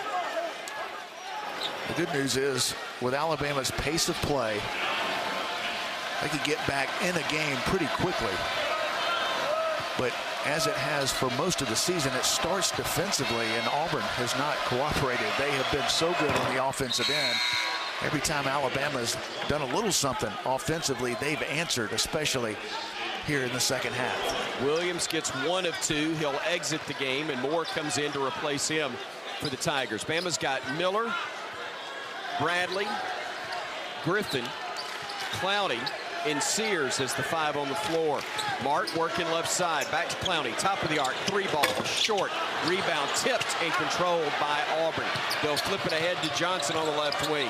Johnson, a deep step back 3 is good. 62-46 Auburn with 11:40 to go. Miller with it. Auburn is 9 for 11 from 3. Miller with a basketball on the drive, spinning away from trouble. Tough shot left hand, got fouled. He'll have free throws upcoming when we come back. Bama's got its work cut out for it. 11:32 to play. Trailing Auburn 62-46 here in Tuscaloosa on the Crimson Tide Sports Network from Learfield. This is the moment you've been waiting for. Ladies and gentlemen, please welcome our home. When you step onto the court and into the spotlight. The moment to show that hard work and long days pay off. Because when that final shot leaves your hands and we leave our seats, that powerful moment connects us all. Alabama Power is a proud supporter of the Alabama Crimson Tide. Power for a better Alabama. Hello there, my name is Seychelle, and what makes the Chick-fil-A chicken sandwich original to me is the punch of flavors that's unlike any other. You get the crispy tenderness of the chicken and that hint of sourness from the pickles. Ta-da! Hey, I'm Juan, and what makes the Chick-fil-A chicken sandwich original to me is you know you're gonna get chicken that's crispy, golden, and juicy. This is the gold standard of chicken sandwiches. Order the original Chick-fil-A chicken sandwich on the Chick-fil-A app today. Real customers paid for their testimonials. Bama's down 16 to Auburn at home. 11:32 to go. 62-46 is the score, and each official review is brought to you by My Eye Doctor. With 20 locations to make your eye appointment more convenient, eye care and eyewear really are better together at My Eye Doctor. Visit myeyeDR.com to learn more. Roger Hoover's across the way. Bama's got to get something going on both ends of the floor. Certainly do. Starting with defense, Coach Oates was talking about the fact that Auburn is 9 for 11 so far in this ball game from three-point land, and especially with a double-digit deficit, talking about not enough pressure on the perimeter when Auburn is shooting three-pointers. So that's certainly something he wants to change right immediately because, again, Auburn has been playing well from beyond the arc. He wants to see Bryan a lot more pressure on the perimeter in this next stretch. Yeah, I mean, it's hard to beat a team that's shooting 83% from the three-point line, and Auburn's a team that hasn't shot 83% in warm-ups with nobody on them. They have really struggled from the three-point line this year, and to their credit, they have been absolutely on fire. Said at halftime, if they continue to shoot 75% from three, it's going to be tough beating the Tigers in this game. Well, they've been much better than that in the second half. A perfect 3 for 3. They make 6 threes per game. They've already made 9, and they don't seem to be slowing down. And Alabama, a struggle. The Tide 1 for their last 9. And listen, if you just look at shot quality, Alabama's gotten as good or better looks than Auburn, but the Tigers, a team that struggles from three, have knocked them down. Alabama, a team that shoots it at a really high rate, they have not. And that's been a big difference in this game. But as a coaching staff, as a player, you got to figure out a way to slow down a team that maybe isn't nearly in line with the scouting report. And that is Auburn's a team that doesn't shoot a lot of threes. They don't want to shoot threes. They're not going to shoot contested threes. Well, not only are they shooting contested threes, they're not missing contested threes, and it's a huge reason for the score right now. Find out what Bama's got with 11:32 to go. Trailing by 16 at home. Wanted to cut down the nets, but trying to avoid right now being run out of the gym. Auburn fouling Miller just before the timeout, and Brandon will go to the line to shoot 2 shots. Brandon's got 8 points in the game, 1 of 4 from 3, 2 of 6 overall, but he's turned it over 5 times, and he misses the first free throw there. That's his first miss from the charity stripe so far. Well, it has just been a tough night for Alabama. Brandon Miller, the second best percentage free throw shooter in the SEC, just missed one. Knocks down the second, though, and gets it to an 11-point game, or excuse me, to a 62-47 game, down to a 15-point contest. Alabama defending as Donaldson brings it ahead to Moore. Moore giving it up top of the circle to Cardwell. Cardwell, the handoff, Flanagan, a deep 3, missed it. Long rebound claimed by K.D. Johnson. He won the race to the loose ball, and the Tigers got a reset to 20. Bama watched it in the air, and Auburn went after it. Donaldson on the drive, a step back 3. That one's no good. Rebound again, claimed by Cardwell, as Johnson will have it for a third try for Auburn upcoming. Third chance opportunity with 10:52 to go, and Auburn up 15.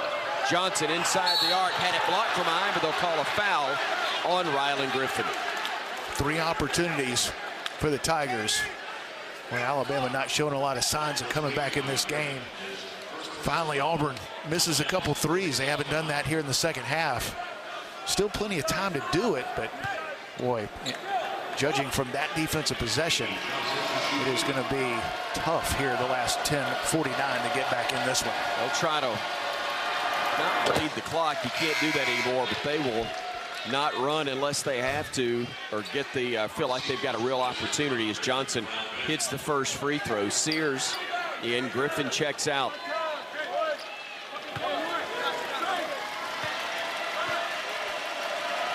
.16-point Tiger lead, trying to get to 17, and they do just that as Johnson hits both. He's got 14 points off the bench for Auburn. Here's the Crimson Tide front court with Quinterly. Driving to the rim, off the glass and in. Quinterly with the bucket now in double figures with 11. 64-59, back to a 15-point game again. 49. Excuse me, 64-49. On the drive, Johnson a leaner. It wedges between the rim and the backboard, but a foul was called on the Crimson Tide. I think that's going to be on Noah Clowney. Clowney frustrated, thought he went straight up. Don Daly is the only one with a whistle close by that saw it that way.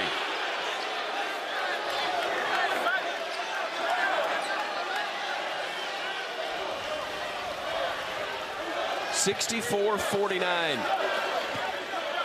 Auburn trying to add their lead with 10.5 to go, 10:27 to be exact.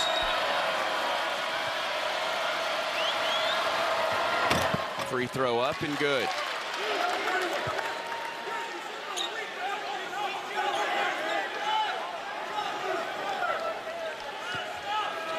Second attempt from Johnson. Trying to get 16 points total. And get the lead to 17 in the process, and he does just that. 66-49 Auburn. With 10:20 to go, Quinterly playing off the screen. Reverses back to Miller. Miller directing traffic, says clear out.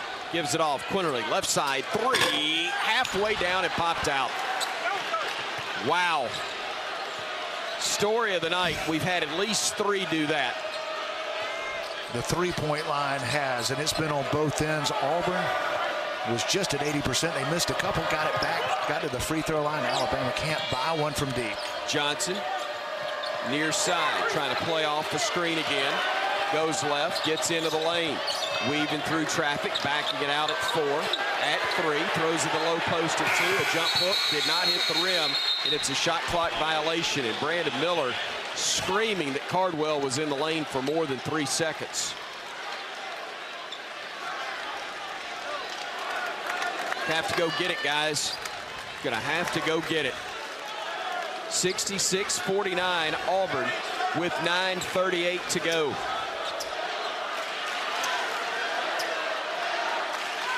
Clowney to inbound it for Bama. Does so to JQ, who will not touch the basketball until he has to, and that's it now. It starts the clock with 9 minutes, 37 seconds to go. Quinterly on the drive, goes to the rim, puts it up and in off the glass. He's trying to do it. Put this team on his back, and the crowd reacting to that is, it's again a 66-51 ball game. The lead at 15 for the Tigers. Bama's got to get stops. Yeah, JQ's played well. He's got 13, but it is going to start on this end of the floor if Alabama wants to get back in. Bama took it away. Miller snatched it out of the air.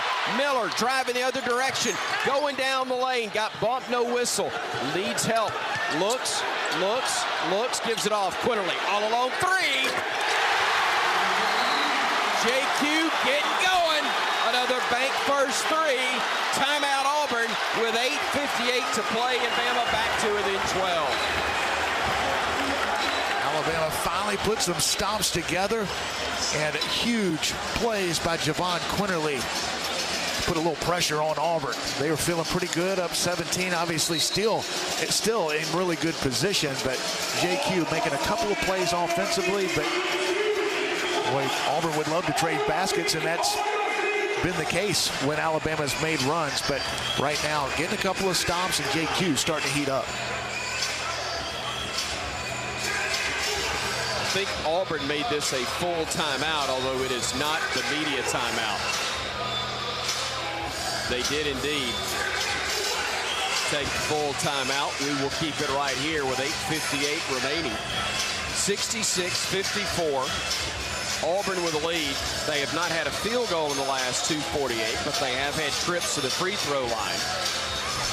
Alabama has turned it over a dozen times. Auburn 14.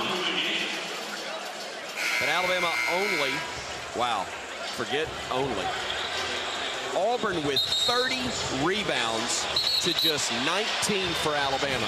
I don't recall anybody doing this. And a bunch of them on the offensive end. Auburn's had some trips with sometimes 3 opportunities they've gotten on the offensive glass. They haven't missed many threes, but when they have, they've gotten them back. And Auburn has been hot shooting, and when Alabama, the few runs that Alabama has had, Auburn has responded. So obviously a critical time in this game. 8:58 to play. You get to the under 8 media timeout. Love to be in single digits, but Auburn in these situations in this game, they've been able to extend the lead. Critical minute and a half here for Alabama. Auburn basketball, the Tide again with Sears, Clowney, Miller, Quinterly, and Bradley is the 5 on the floor. Tigers countering with Williams, Green, Broom, Berman checks back in, and KD Johnson is there as well. They've gone with an extra guard, have the Tigers.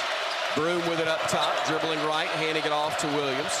Williams a couple of dribbles and pivots and needs help. Gives it out finally to Johnson with the shot clock now down to 12 seconds. Williams defended by Miller at 9, and he stepped out of bounds. K.D. Johnson ran out of room, stepped on the sideline. Great defense again, Brandon Miller, to give Bama the ball with 8.5 minutes to go and the Tide down a dozen. Brandon Miller playing the power forward position. Typically, a power forward can't switch out on K.D. Johnson, but Miller has the versatility defensively to do it. Quinterly with it, left of the circle, spins away from trouble. Now to Bradley. Bradley working left side. Has it, goes downhill. Bounce pass, inside, layup, good. Clowney, Jaden Bradley drew the defense. It's a 10-point game with 8:12 to go, and the crowd's back in it. Alabama on a 7-0 run in the last minute. Green the drive, wild layup, no, tipped out, controlled by Bama. Bradley running, Bradley downhill, Bradley handing it off, Sears the layup, yes, and Alabama's to within 8. 7:54 to go and the Tide. 9-0 run in the last 95 seconds. Getting stops defensively and turning that into offense. Easy basket right there by Sears. Near steal, but Auburn controls it. Green giving it off to Williams. They throw it down low. Stolen by Quinterly. He throws it off the Tiger. It goes out of bounds. And Alabama will have it when we come back. Listen to the crowd. And a near fight breaking out. Quinterly and I believe Wendell Green Jr. with words. Teams heading to their huddles, and we're heading to a timeout, and don't you dare think about leaving. 7:31 to play. Auburn 66, Bama 58, here on the Crimson Tide Sports Network from Learfield. Unused prescription opioid pain medicines can spell trouble. They can spell risk if taken by someone they weren't prescribed for, harm if accidentally taken by a child or pet, or overdose if they're not used as directed. Safely dispose of opioids before they can hurt your family. Find a drug take-back option such as medicine drop boxes. You may find these in your community at local pharmacies or police stations. Visit www.fda.gov/drug disposal. Are you thinking about buying medicine online? A search for online pharmacies yields more than 20 million results. But which ones can you trust? Medicines bought from unlicensed online pharmacies can be dangerous. You may get a fake drug, your condition may get worse, or you may experience a bad reaction. Don't put your health at risk. To learn how to find an online pharmacy that's safe and legal, visit fda.gov/BeSafeRx. A message from the U.S. Food and Drug Administration.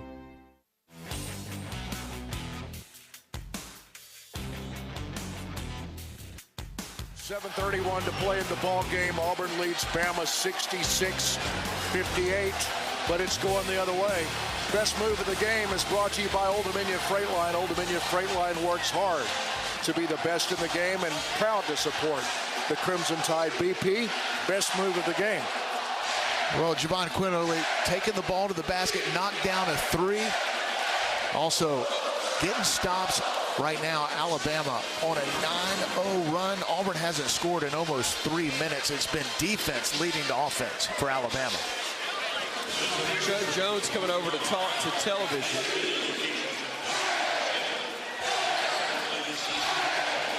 And I'm not sure what the conversation is about.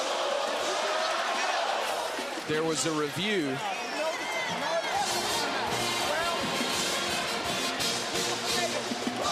So the officials still discussing what transpired. And they are reviewing it, Tom Stipe. It is an official review. And Roger Hoover, what have you got for us, buddy? It looks like Broom has fouled out. That will be his 5th foul. That was just what the officials are taking a double check at the monitor, but we have heard that Broom has picked up his 5th foul. Partner, thank you so much. That's a great get, Roger Hoover. Noticing that, and that is another huge call and big for Alabama.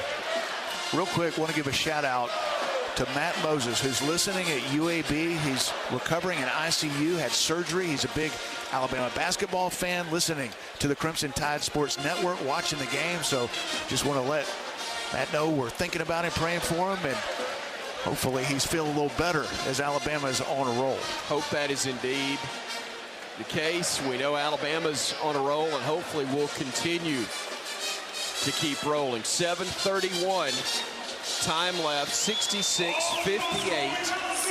Auburn with the lead. Alabama has not led in this ball game. The last time we were tied, it was 42-42. Bama had rallied from being 7 down at the half to make it a tie game at 42. Then Auburn pushed the lead all the way up to 17 at 66-49, but now it's 66-58. We talked about it just about a minute ago. Important sequence for Alabama. They had cut the lead, what was 17, down to 12. Could you get it to single digits before the under 8 media timeout? Alabama's done that, but Auburn has been so good in this game offensively. Just a moment ago, they were shooting 80% from the three-point line, and still 70% isn't bad. They missed a couple, got all those back, a couple of missed threes, and ended up going to the free throw line. Alabama, the last 3 minutes, they've gotten stops, and look what's happened. They got out to a 9-0 run, defense leading to offense. That's been Alabama basketball under Nate Oates. It has not been the case in this game. A hot shooting Auburn team has been able to keep Alabama from getting on their typical runs, and those runs come off of their defense. And finally, we've seen it. This Coleman Coliseum crowd has been looking for a reason to get into this game, and fortunately, they've had a reason here the last couple of minutes. But important couple of minutes, Alabama hopefully can continue to dig into this Auburn lead. But it starts on the defensive end. That's been the case over the last 3.5 minutes. Roger, I hate to ask you to speculate, but is it possible they're looking now at whether anything took place just before the timeout and between, I guess, for Alabama, Javon Quinterly, and for Auburn, maybe Wendell Green Jr.? That's a possibility, certainly. If anyone saw the Kentucky-Florida women's game earlier, there was a 25-minute delay because of some pushing and shoving that happened in that ball game, and it took the officials a long time, and the monitor had to write down. Eventually led to 8 ejections in that game, 4 for Florida, 4 for Kentucky. So a few things are being written down right now, but again, last word we heard is they were just reviewing that last foul that would be on Broom, that would be his fifth. It hasn't been announced just yet, but that's what it looks like it'll be as Don Daly is getting closer to wrapping everything up. All the paperwork here at the scores table. Thank you, Roger. Great work. Our Cooks Pest Control sideline reporter.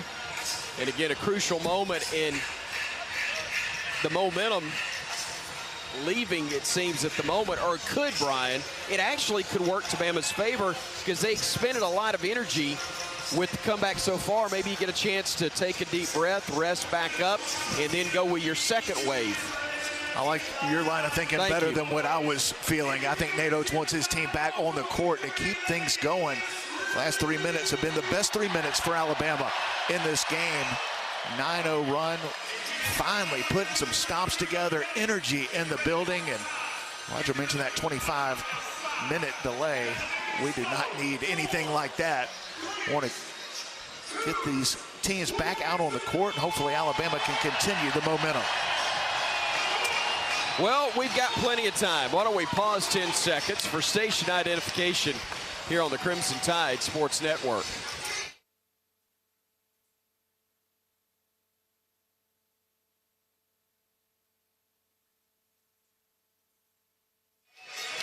I am all for official reviews. First of all, they're sponsored.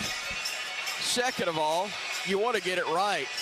But do we really need to take more than 5 minutes on the watch to get this thing figured out? The answer is no, but that's what we're doing. It's not the Zapruder film. Let's go with something. And they didn't even start looking at it until almost when the timeout was just what we thought, the normal. Now they're going to bring Nate Oates and Bruce Pearl over to talk at center court and sort it out.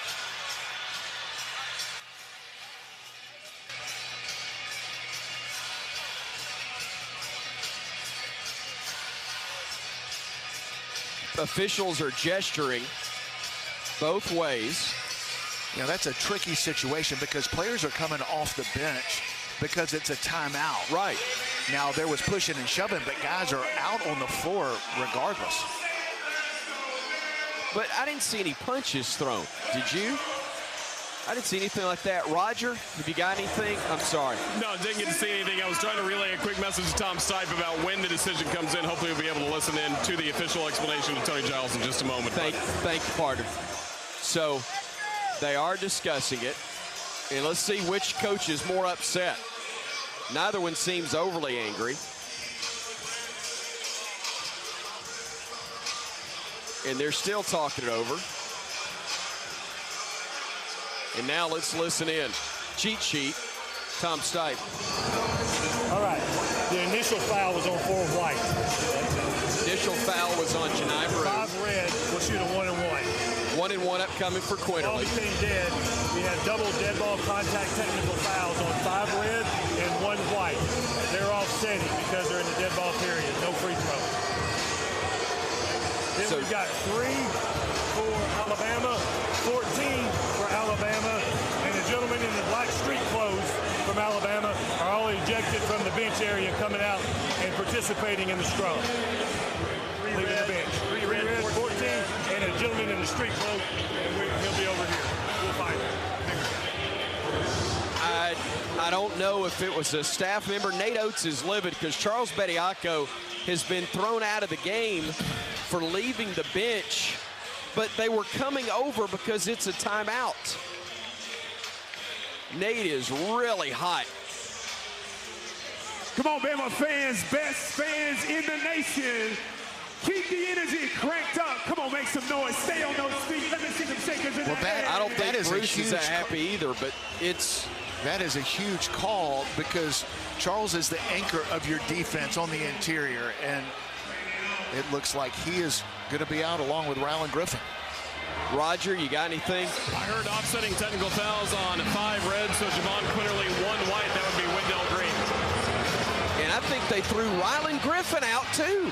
Rylan Griffin and Charles Bediako are out of the game for leaving the bench area when they left the bench area because it was a timeout.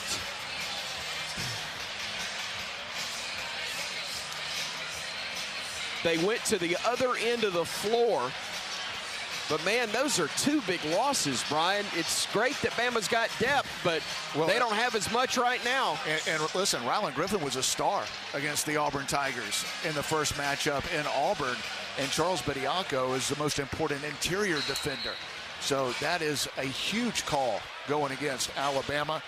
Listen, I didn't see how far they came out. I know it was a timeout where guys, especially in a game like this, run out onto the floor to greet their teammates. But Alabama will have to go the rest of the way without their anchor defensively, Charles Bediako, and one of their top freshmen off the bench, Rylan Griffin. So let's listen in. Number 4, Janai Broom, his 5th personal foul, Auburn's 7th team foul. Offsetting technical fouls on number 5 for Alabama, Javon Quinterly, his 1st personal foul, Alabama's 6th team foul. And number 1 for Auburn, Wendell Green, his 2nd personal foul, Auburn's 8th team foul. 2 Alabama players are ejected for illegal participation. Number 1, Mark Sears, and number 14, Charles Bediako. No, not Sears. It's Rylan Griffin. It was Rylan Griffin, not Mark Sears. So Rylan Griffin and Bediako left. Sears is on the floor right now for Alabama. Quinterly, a big 1-and-1. And boy, that's a huge make after about a 10-minute delay, Brian Passink. That's incredible. Are big, but you felt like you needed another warm-up period after that delay, and JQ able to knock down the first. Second one, trying to get it to a 6-point game with 7:31 to go. And it rolls off no good. So 1 of 2 for Quinterly. 66-59 Auburn with 7:25 to go. Tigers will bring it front court. Green trips, picks up the ball, gives it off to Cardwell. Gives it back now to Flanagan. Flanagan left side with 10 to shoot. Flanagan at 9, at 8. Flanagan at 7. A deep jumper short. Called underneath by Miller. Bama coming the other way. Brandon front court. Brandon left to the circle. Brandon to the top of the arc. Brandon still with a dribble. Brandon for 3. In and out, no good. And the rebound claimed by Auburn and Allen Flanagan. Alabama had what they wanted. Brandon Miller with the center for Auburn. Cardwell on him. Rose up. I thought it was going down, but in and out. Here's Auburn with Zep Jasper with it. Goes right side. Miller cuts him off. A bounce pass goes to Cardwell. Down low, they'll feed it. Stripped and stolen. Quinterly with a steal. A huge steal from Williams, who is ready to score over a smaller defender. Now it's JQ on the other end. Going past him. Going to the rack. And scoring! Oh, JQ! Jelly time at Coleman Coliseum. 6:20 to go. Bama 2 and then 5. That's a 4-point swing. All JQ. What a defensive play, and able to finish at the rim. Time out, Auburn. And listen to this crowd.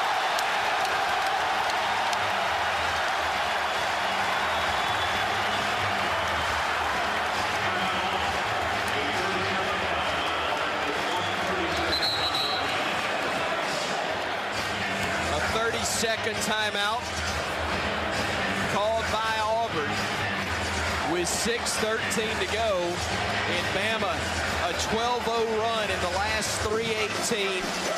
They've made 5 of their last 6. Quinterly with 19 points, 5 assists, and 3 steals.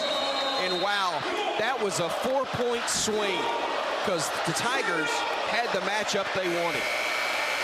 Had Jalen Williams, Auburn power forward, at the rim, matched up against JQ at about 6 feet. JQ able to slip in, get the steal, start the Alabama fast break, and he was able to jet past his man, score at the rim, cut this Auburn lead to 5. And what was a 17-point lead, 12-0 run. Alabama down 5 with some momentum, and this home crowd getting into it. Auburn to inbound at side court. They get it to Cardwell. He will hand it off to Williams. Williams on the drive. The kick into the corner. Flanagan. Flanagan being hounded by Bradley. Let's fly for 3. Short. Rebounded Bradley. Bama bringing it ahead. Bradley giving it off to Quinterly. JQ giving it off in the corner. Sears trying to shake free. Sears with it now on the wing. Sears bringing it out and giving it off to Brandon. Brandon against Cardwell. Brandon hesitating. Stepping back. 3. Short. Rebound. Tip. Controlled. Cloudy. Layup. Yes. And Alabama is 2 and then 3. Second chance opportunities going the way of Alabama here the last few minutes. Noah Clowney getting on the offensive glass after another miss from Miller. Donaldson against JQ. Goes right side. Donaldson in the lane. Stopping. Looking. Outside. He'll go to Flanagan. 10 to shoot. Flanagan at 9. Flanagan at 8. Flanagan at 7. Stopping at 5. Flanagan at 4. A deep 3. A brick. Rebound claimed by Caldwell, and a foul is going to be called on Alabama. Dylan Cardwell, the rebound. He gets fouled on the play, I believe, by Brandon Miller. And he'll have a 1-and-1 upcoming, as that's the 17th foul on the Tide. Auburn's been called for 8. Clowney is the man guilty of his 3rd foul. 5:11 to go. It's a 1-possession game. Nobody using the seats here at Coleman. Cardwell 1-and-1. It's almost an air ball, and it was. It's out of bounds, and it's Bama basketball.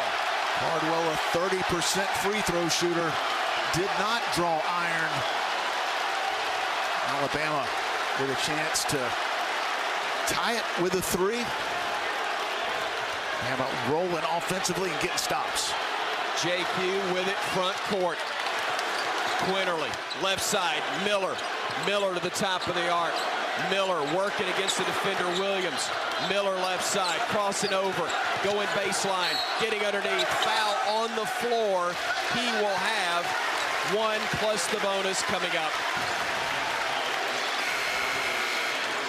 What a ball game. What a comeback. That's why I think it's what a ball game. Brandon Miller struggling from the three-point line, but his teammates making plays. Huge offensive rebound putback on the last possession by Noah Clowney. Brandon Miller in this game, just 9 points, 1 for 5 from the three-point line. Big 1-and-1 coming up for the freshman. Miller, a deep breath, a free throw in perfection. Auburn was 9 of its first 11 from three-point range. They are 0 for their last 3. 4:57 to go. Brandon Miller trying to make this a 1-point game. He does.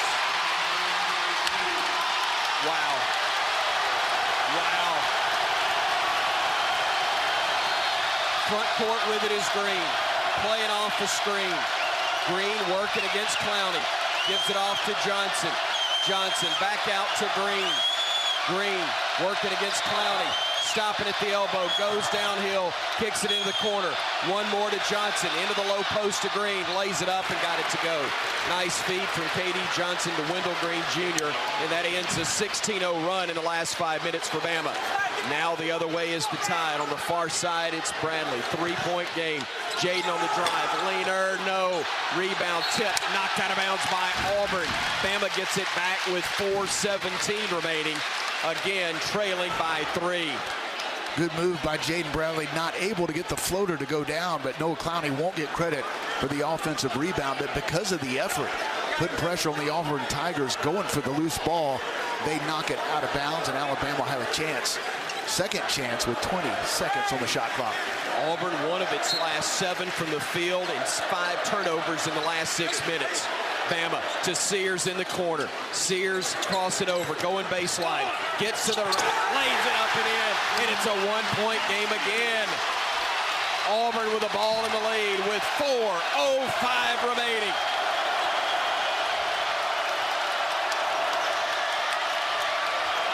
Green working against Sears. Green backing it out. Green to his right. Green with 10. Green with 9. Guarded now by Miller at 8. At 7. Stops. Hands it off to Johnson. Now they go to Williams. His 3. Brick. Rebound though by Moore. Moore stopping. Looking. Back outside Williams. They go again to Flanagan with 14 on the shot clock. 3:30 to go in the game. Auburn ball and a 1-point lead. Johnson working against Clowney. Johnson directing traffic at 3, at 2, at 1. He did not get it off, did he? Oh, he did, and he got fouled, and he'll have shots when we come back. Wow, I was waiting on that horn. Instead, we got a whistle, and now we've got our final media timeout. 3:19 to play. Bama has never led. Auburn, the slimmest of advantages, 68-67 when we return on the Crimson Tide Sports Network from Learfield. At Red Diamond, we know that there's simply nothing better than the perfect sip of fresh brewed iced tea. And we've been working hard to make sure choosing Red Diamond is always easy, with only simple ingredients, water, tea leaves, and pure cane sugar, or no sugar. We make sure our tea tastes like, well, tea. Stop by your local cooler and pick up a gallon for a perfect sip today. Red Diamond. Perfect's not easy. Game day is full of ifs. Like if Alabama can take home another Iron Bowl victory. Who knows? But if you want the most convenient way to pay in T-Town, get the University of Alabama Regents Visa debit card. Tap to pay contactless card technology and Lock-It card controls give you what you need on game day or any day. To order your card, visit regents.com/GoBama. Regents, official bank of the SEC. Member FDIC. Terms and conditions apply.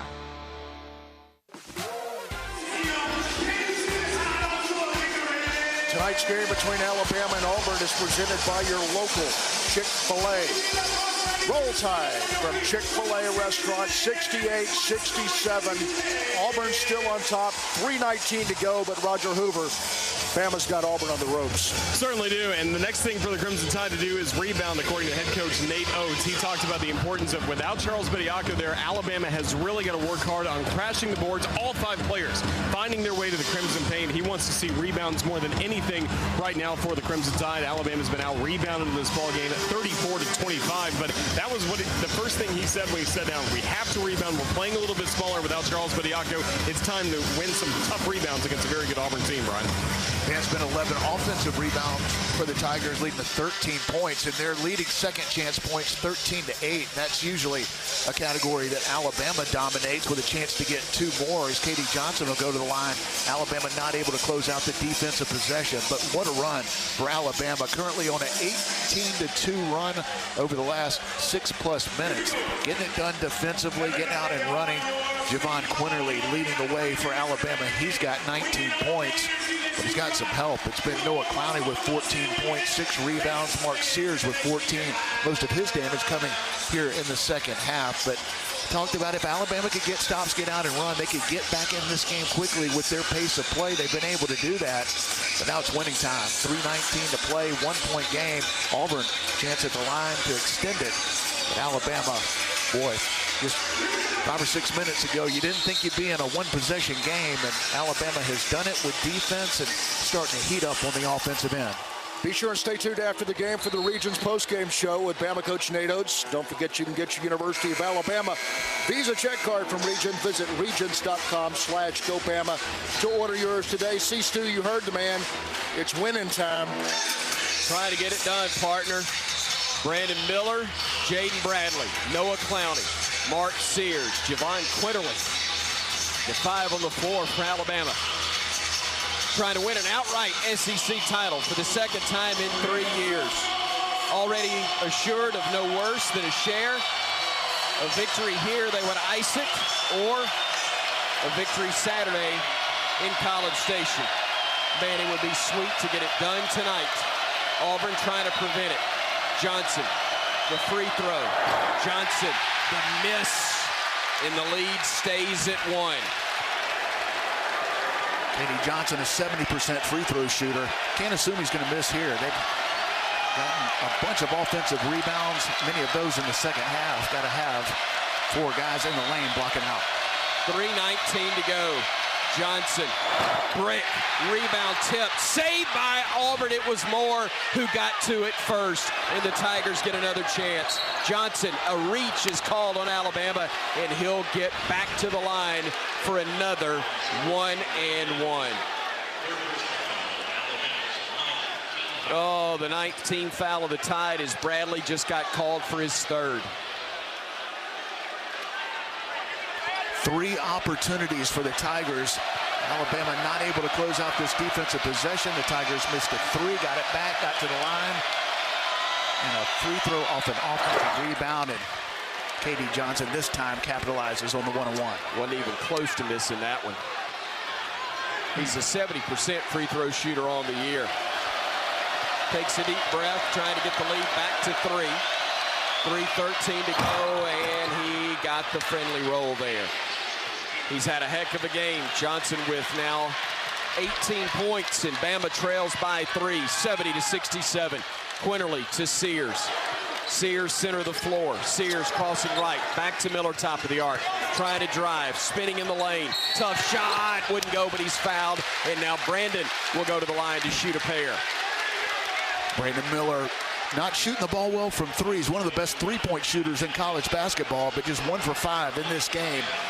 But has the ability to score in so many different ways, puts pressure on the defense, takes the contact, gets to the line for 2. Whistle that foul on Flanagan. That's his 3rd.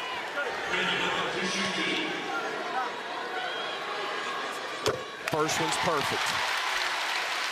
Brandon with 12 points. Quiet game by his standards, certainly as of late, as he's gone for 41 and 24 in his last 2. But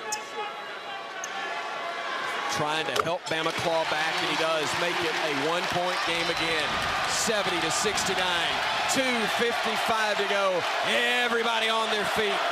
Green working against Sears, goes right. Sears stepping back, a deep three, and he nailed it. What a huge make. Woo, from Wendell Green Jr. Bama down 4. Here's Quinterly, 2:40 to go. Quinterly directing traffic. Calling for a screen, takes it left side. Quinterly on the drive, going downhill, lays it up, got it, and he is fouled. Javon Quinterly, a chance for the and one with 2:30 to go. What a huge answer from JQ. The big three from Wendell Green extends it to 4, and a chance for an old school three-point play as JQ has been so good in this one. That gives him 21, chance to get 22 at the line. 4th foul on Jalen Williams. He got 2 in the first 3.5 minutes. Quinterly with 21 points, 5 assists, 3 steals and no turnovers with 2:30 remaining in the game. What an amazing 29 minutes he has played. Knocks down the freebie as well. And Bama answers the 3 from Green with an old school and 1 to make it a 1-point game again. Green on the drive, down the lane, wild runner, no. Rebounded Miller, and Bama looks for its first lead of the day, and we got numbers ahead. Clowney lays it up, it wouldn't go, but he'll go to the line, and he'll have 2 shots upcoming to give Bama a tie, and then hopefully the lead with 2:13 on the clock. Great pass by Brandon Miller to a streaking Noah Clowney. Bama had numbers after the defensive rebound. Auburn Tiger a little late getting back, and Noah Clowney sprints from one end to the other, gets rewarded by Brandon Miller. 2 big free throws coming up for the freshman. Clowney at the stripe, where he's 1 of 2 so far. Make it 1 of 3 as he missed that one. Trying to tie it for the first time since we were knotted at 42. That was early in this half. Auburn went up by 17. Bama trying to come all the way back. And they have. Deadlocked again with over 2 minutes to go. Tied at 73. 2:10 and ticking. Our time remaining at Coleman. Front court, it's Green. Playing off a screen. Gives it to Flanagan. Into the low post, they'll dump it to Williams. Williams, the kick back to Green. Deep 3, no. Rebound, Clowney grabs it. And Bama now again looks for its first lead of the night. JQ front court. Quinterly directing traffic. Nate Oates moving the chess pieces around. Quinterly working against Johnson. Quinterly faking a pass, driving, fouled, and he'll go to the line to shoot 2 shots. Alabama initially wanted to go inside to Brandon Miller, trying to post up the smaller Wendell Green, but Auburn came over to help. That cleared out the right side as JQ able to go high pick and roll. Auburn comes over a little bit too late, and he was passing it off, but it'll be 2 shots because Bama's in the double bonus. Flanagan joining Williams with 4 fouls. Quinterly trying to give Bama the lead. And he does. 74-73 our score. And for the first time tonight, good guys on top.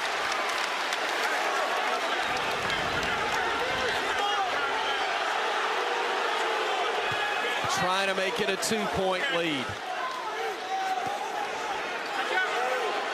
Quinterly spins the basketball, dribbles it once, shoots it, makes it, and Coleman erupts again. 75-73. Bama, its first lead. Tigers front court with 90 seconds to go. Green to Moore. Now Moore to Williams. Williams dribbling to his right. Handing it off once again to Green. Green defended by Sears. 10 on the shot clock. 9. Green at 8. Green at 7. Playing off a screen at 5. At 4. Miller has him on the switch. Green, a wild shot, no. Miller clears it. Out to Sears, and we got numbers. Sears stopping. 3 ball. In it, out, No good, and the rebound claimed by Auburn. They run it ahead to Green. To Flanagan, the layup is good with 54 seconds to go, and we're tied again at 75. Oh, Sears had that one more than halfway down, and it popped out. It would have been a 5-point lead. Instead, Quitterly front court, timeout Nate Oates. Alabama will use a full, and oh, mercy. What a ball game here in Tuscaloosa. Boy, normally you're not sure about that shot, but Mark Sears was in rhythm. A catch and shoot, able to step into it, and my goodness, halfway down and pops out. Auburn able to get the run out to tie this game. Nate Oates, timeout, 45 seconds to go, tie game. Opportunity to go 2 for 1 here. If you can get this in the first 10 seconds, around 35 to 37 seconds. So Alabama, see if they want to go 2 for 1 with a shot clock situation, 2 possessions for 1 for Auburn, but want to get a good shot. But if Alabama could go quick, I think Nate Oates wouldn't mind it, and we'll see what he draws up in the Alabama huddle. Javon Quinterly had a season high of 21 against North Carolina. He's got 24 in this ball game. Quinterly has a career best of 26. That was 2 years ago against South Dakota State. This one will give a tip of the hat to the SEC. It just means more. Clearly, it's Alabama and Auburn, and it's with an SEC outright title on the line. What a performance he's had, and hoping he'll have more from him and his teammates with 45.7 seconds remaining. Well, Nate Oates has a bunch of options offensively. It starts with Brandon Miller and Javon Quinterly. Both of those guys like your chances with the ball in their hands. Auburn, a team that has gotten it done this year with defense, got it done on both ends in this game. They've shot the ball extremely well, and right now, big possession is Alabama. We'll see. Will they go 2 for 1? We'll see. Last time Alabama wrapped up an SEC title on its home floor was 22 years ago when Antoine Petme made a layup at the buzzer to beat Florida. Tide's trying to win another one in front of a packed house outright. Here's Quinterly with it. Quinterly, center of the floor, working between the circles. Quinterly surveying things with K.D. Johnson defending. 10, 9, Quinterly at 8, at 7, Quinterly at 6, stops, kicks in the corner. With the basketball, I think it's Sears. I can't see. Sears, did he step out of bounds? He did. Mark Sears stepped on the sideline. Great defense by Flanagan. I was shielded here courtside, but Flanagan forces the turnover with 25.4 seconds to go. And Auburn now with a chance. Shot clock off, tie game. Tigers going to try to go for the last shot here. Bama needs a stop to defend, rebound the ball, do it without fouling. 18 seconds to play. Green bringing it front court. Green working against Sears. 12, 11, 10, Green at 9, Green at 8, Green at 7, at 6, Green at 5, at 4, fall away at 3, no good. Rebounded Bradley at 2, a scramble forward at 1, buzzer sounds, and we did it against South Carolina. Why not here again? Overtime. Alabama and Auburn. Get a shot of whatever you need, folks, and we'll be back for overtime. Tied at 75, Alabama and Auburn here on the Crimson Tide Sports Network from Learfield. Hello, my name is Bryan Hodson, assistant basketball coach at the University of Alabama. I went through my fair share of challenges as a child, but was fortunate enough to be placed into a loving foster home at a young age. Foster care changed my life and has allowed me to pass on my knowledge and experiences to youth today. Contact Heart Gallery Alabama and let them help you find the missing piece of your family. Give Heart Gallery Alabama a call at 205-445-1293 or visit them online at heartgalleryalabama.com and roll Tide. If you're looking for the best selection in Crimson Tide apparel, look no further than the Soup Store. The Soup Store is every Bama fan's ultimate destination for the hottest gear and accessories, with 3 great locations around campus to serve you: in Tuscaloosa on campus at the Ferguson Center, on the Strip in front of Bryant-Denny Stadium, and on Bryant Drive. If you can't get to Tuscaloosa, shop the Soup Store online at soupstore.ua.edu. The Soup Store is a proud partner of Alabama Athletics.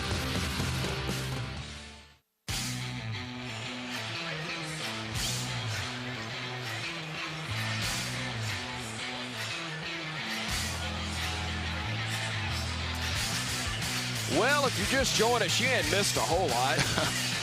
Kind of quiet. Going to overtime. Hard to say it's been a nip and tuck affair, given the fact that Auburn led this thing by 17. Bama rallied back, took the lead by 2. Its only lead of the game at 75-73 with 1:37 to go. Sears, after a miss by Auburn, had a 3 that was halfway down and popped out. Auburn came back, answered, got a bucket. Bama got the ball one last time, couldn't score. Auburn comes the other end, couldn't score. Buzzer sounded, headed to OT. Lord, what a day. Down 17 midway through the second half. Would we have taken overtime? Yes, sir, we would have.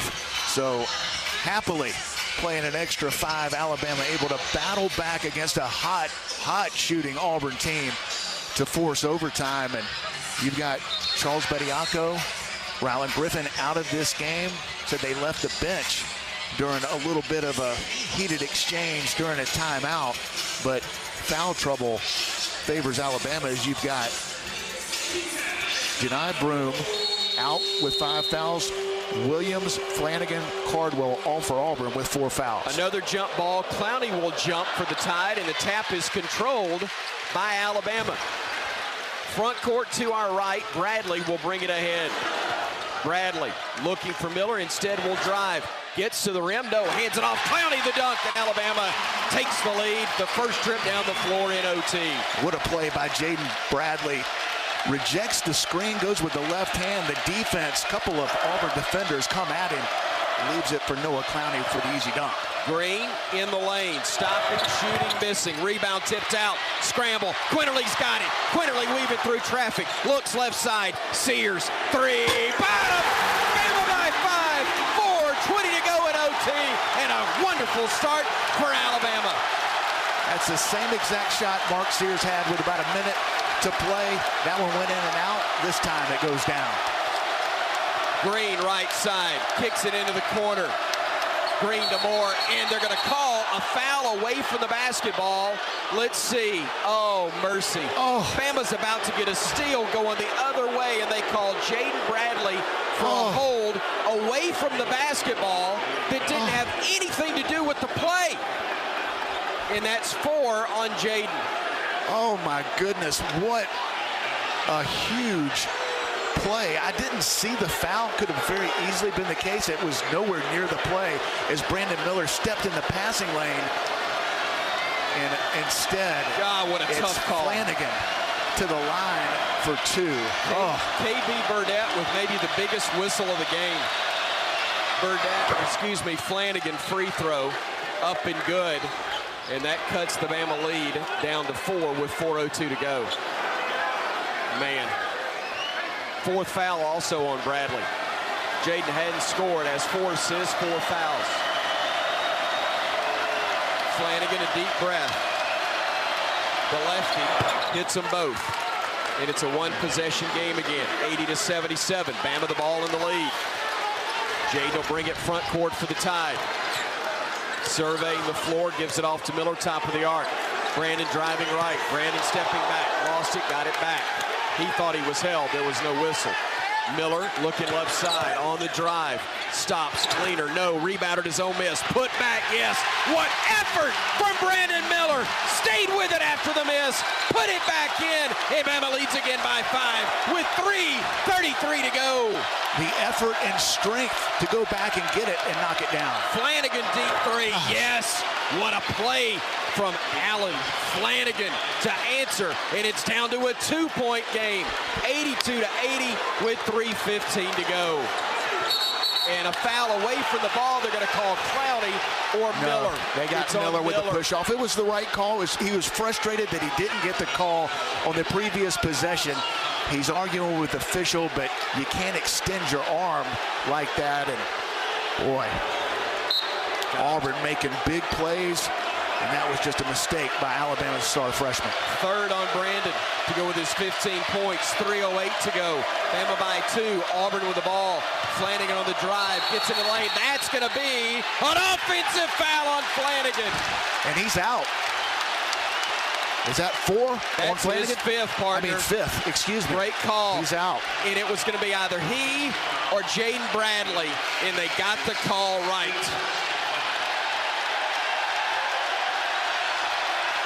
Well, that's a big call. As Alan Flanagan heating up, just made 2 big free throws, knocked down the 3 to cut into this lead, and went right at the smaller player, Jaden Bradley, but he pushed off. Bruce Pearl doesn't like it, but a couple of big offensive foul calls. This time it goes against the Tigers. Flanagan will exit, and Leor Berman will come in to replace him for the Tigers. Berman, a really good defensive player, also can shoot the 3, made a big 3 to end the half for the Tigers. Bama ball up 2. Clowney top of the arc. Clowney looking left, trying to get it to Miller, but he's being held. Clowney pivots, picks it up, hands it off left side. The drive, the reverse, count it, and the foul. What a play by Jaden Bradley. Took the dribble handoff. Auburn extra aggressive, playing the passing lanes, but Jaden Bradley got the handoff, had momentum going to the basket, reversed it off the glass. English, the spin, the foul, and a huge three-point play coming up for the freshman. That's a great pickup, partner, because I was blocked off. I couldn't see who scored.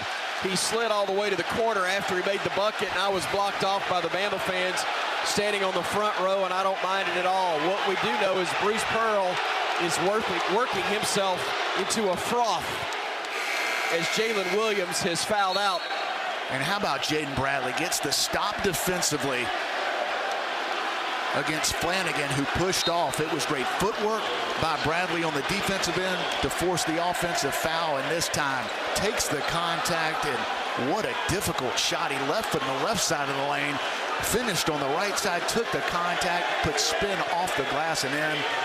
A chance to extend the Alabama lead to 5. 2 shots for Bradley. Excuse me, 1 shot. I'm so sorry. Thank you, partner. He made the bucket. It was the and 1.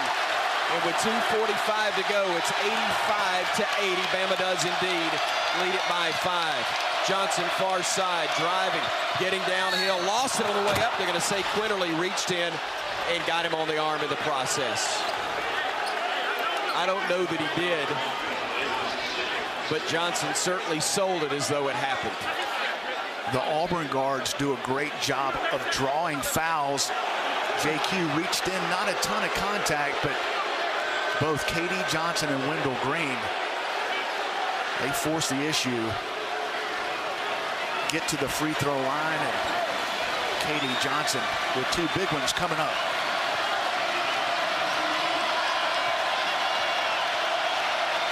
Free throw for Johnson. That one was a little bit off. Now you got to block out. Alabama's given up a couple of offensive rebounds off missed free throws. Still a 5-rebound edge for Auburn in the game, 36-31. Johnson, boy, missed them both. Hate to see it, don't you? 85-80, Bama ball, up 5 with 2.5 to go. Quinterly front court, working against the Auburn 2-3 zone. Alabama going to take a little time. I don't know if it's necessarily by design, but Auburn, because of the foul trouble, changing defenses. 10 to shoot. Bradley with it at 9, at 8. Jaden at 7, at 6, at 4. Bradley at 3, at 2, at 1. No, and the rebound secured by Auburn. And somebody lost his shoe, and Auburn's got a player down and injured, and that's Cardwell. And it's his lower right leg that is badly injured at the moment. Judging from his reaction, he's in a lot of pain. Boy, he is grabbing that just above the right ankle with both hands. Well, he lost his shoe, came down awkwardly. It was a really good defensive possession by Auburn. Jaden Bradley, late shot clock situation, pulled up from about 12 feet. Cardwell all over him, got the contest and think he came down awkwardly.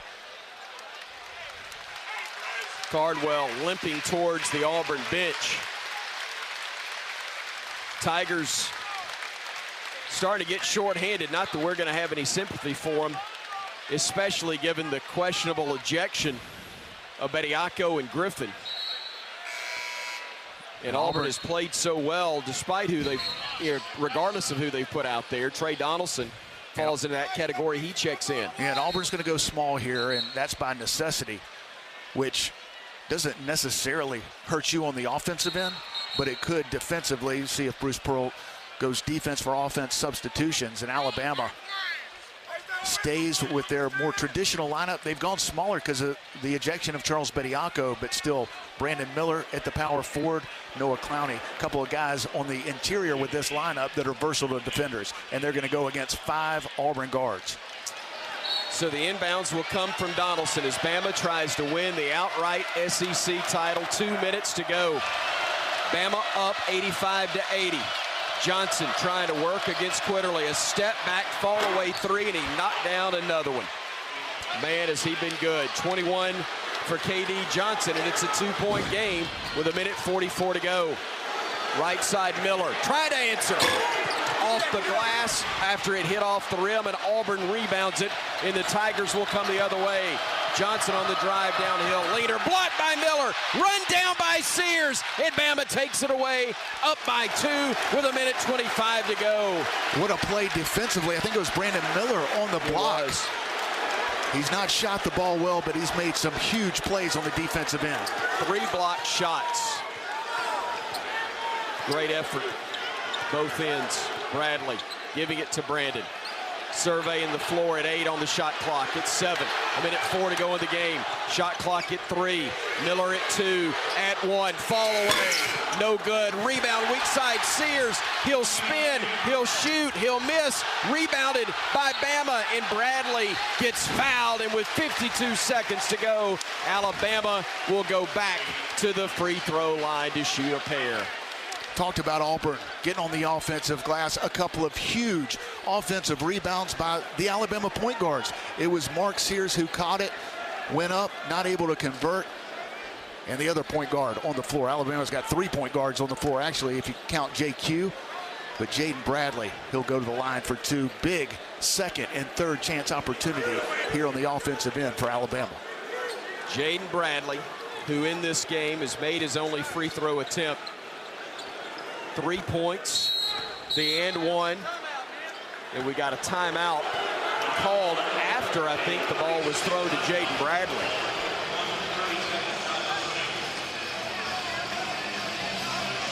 Maybe it was while the ball was being thrown to him, but I know this. 52 seconds remain, 52.4 to be exact. We're in overtime. Alabama leading Auburn 85-83. Phenomenal game. Auburn led by 7 at the half. Led it by as many as 17 in the second at 66-49. Bama forcing overtime as they were able to tie it up at 75 all. Well, Auburn now in OT, 85-83. Bama is our score. Well, a huge 3 by KD Johnson on the previous possession. And Auburn, a team that averages 6 made threes per game. They've doubled that up here in this one. 12 made threes. The Auburn Tigers, 12 for 19, 63%. This is a team that shoots just over 30% on the year from the 3-point line. But, boy, they have been spectacular from deep in this one. Bradley, 2 huge free throws. First one's perfect. The freshman from Rochester, New York, knocking it down.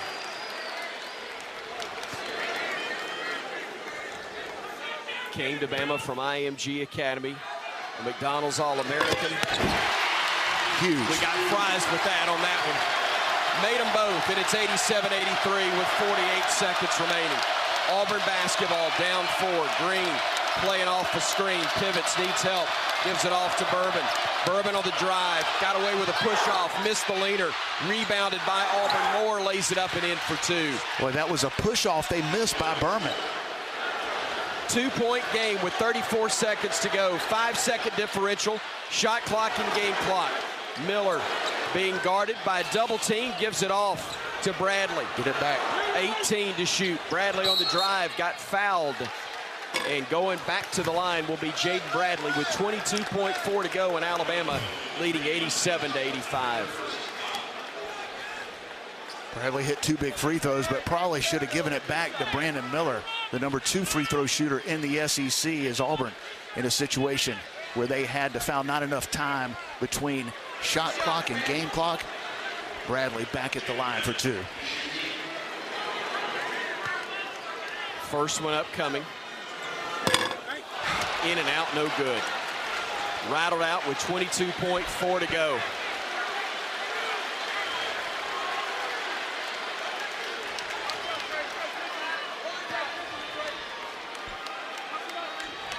Second one for the freshman. Perfect. 88-85. One more stop, Bama, right here. Auburn trying to inbound it. Looking, they do get it into Bourbon. Gives it back to Donaldson. Donaldson kicks it over to Johnson. Johnson trying to shake free. Johnson driving into the lane, spinning, shooting, knocked away. Bama ball, trying to run out the clock. Bradley on the drive to the rim, missed the dunk, rebounded Miller, and he's going to be fouled with 6.1 to go. And Bama leading by 3. They need 1 free throw to probably, in all likelihood, reach for the scissors here at Coleman Coliseum. Maybe not the greatest idea of Jaden Bradley, but understand his excitement trying to throw it down and end this game. Fortunately, Brandon Miller getting on the offensive glass. Chance to make this a 2-possession game. 6.1 to play, a championship on the line. Free throw up and good for Brandon Miller. 16 points, 8 rebounds. He's turned it over 6 times, but we'll forgive him. He's also had 3 blocked shots and 2 assists and a steal. And a timeout called by Bruce Pearl, so he can gripe about the lack of a foul call on the last offensive trip for Auburn. A 30-second timeout used by the Tigers. What heart and toughness by this Alabama team. Down 17. Midway through the second half, the Tigers shooting 80% from the three-point line, and they've done it pretty much all game long. They've done things that they typically don't do. This is an Auburn team that's on the NCAA tournament bubble because they don't shoot the 3 well. But they absolutely have in this one. Bama fortunate to be in overtime and a chance to seal the deal, cut down the nets, and win the outright championship if Alabama can hang on over the next 6.1 seconds.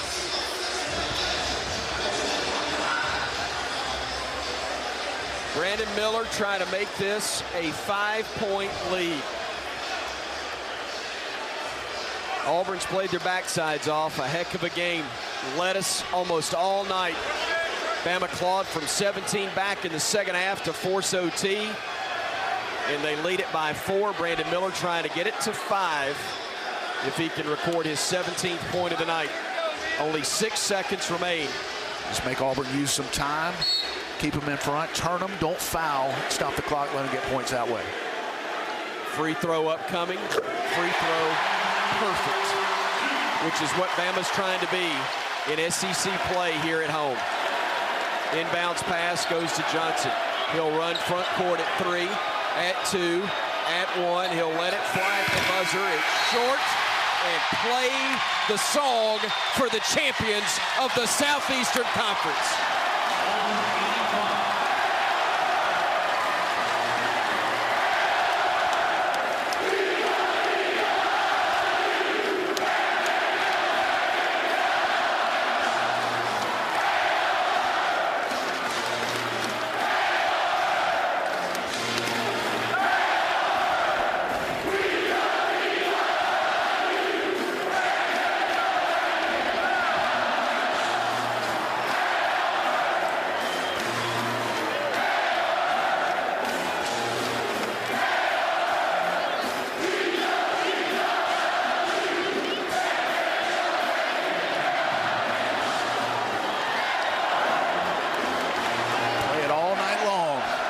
for the rest of the league as well.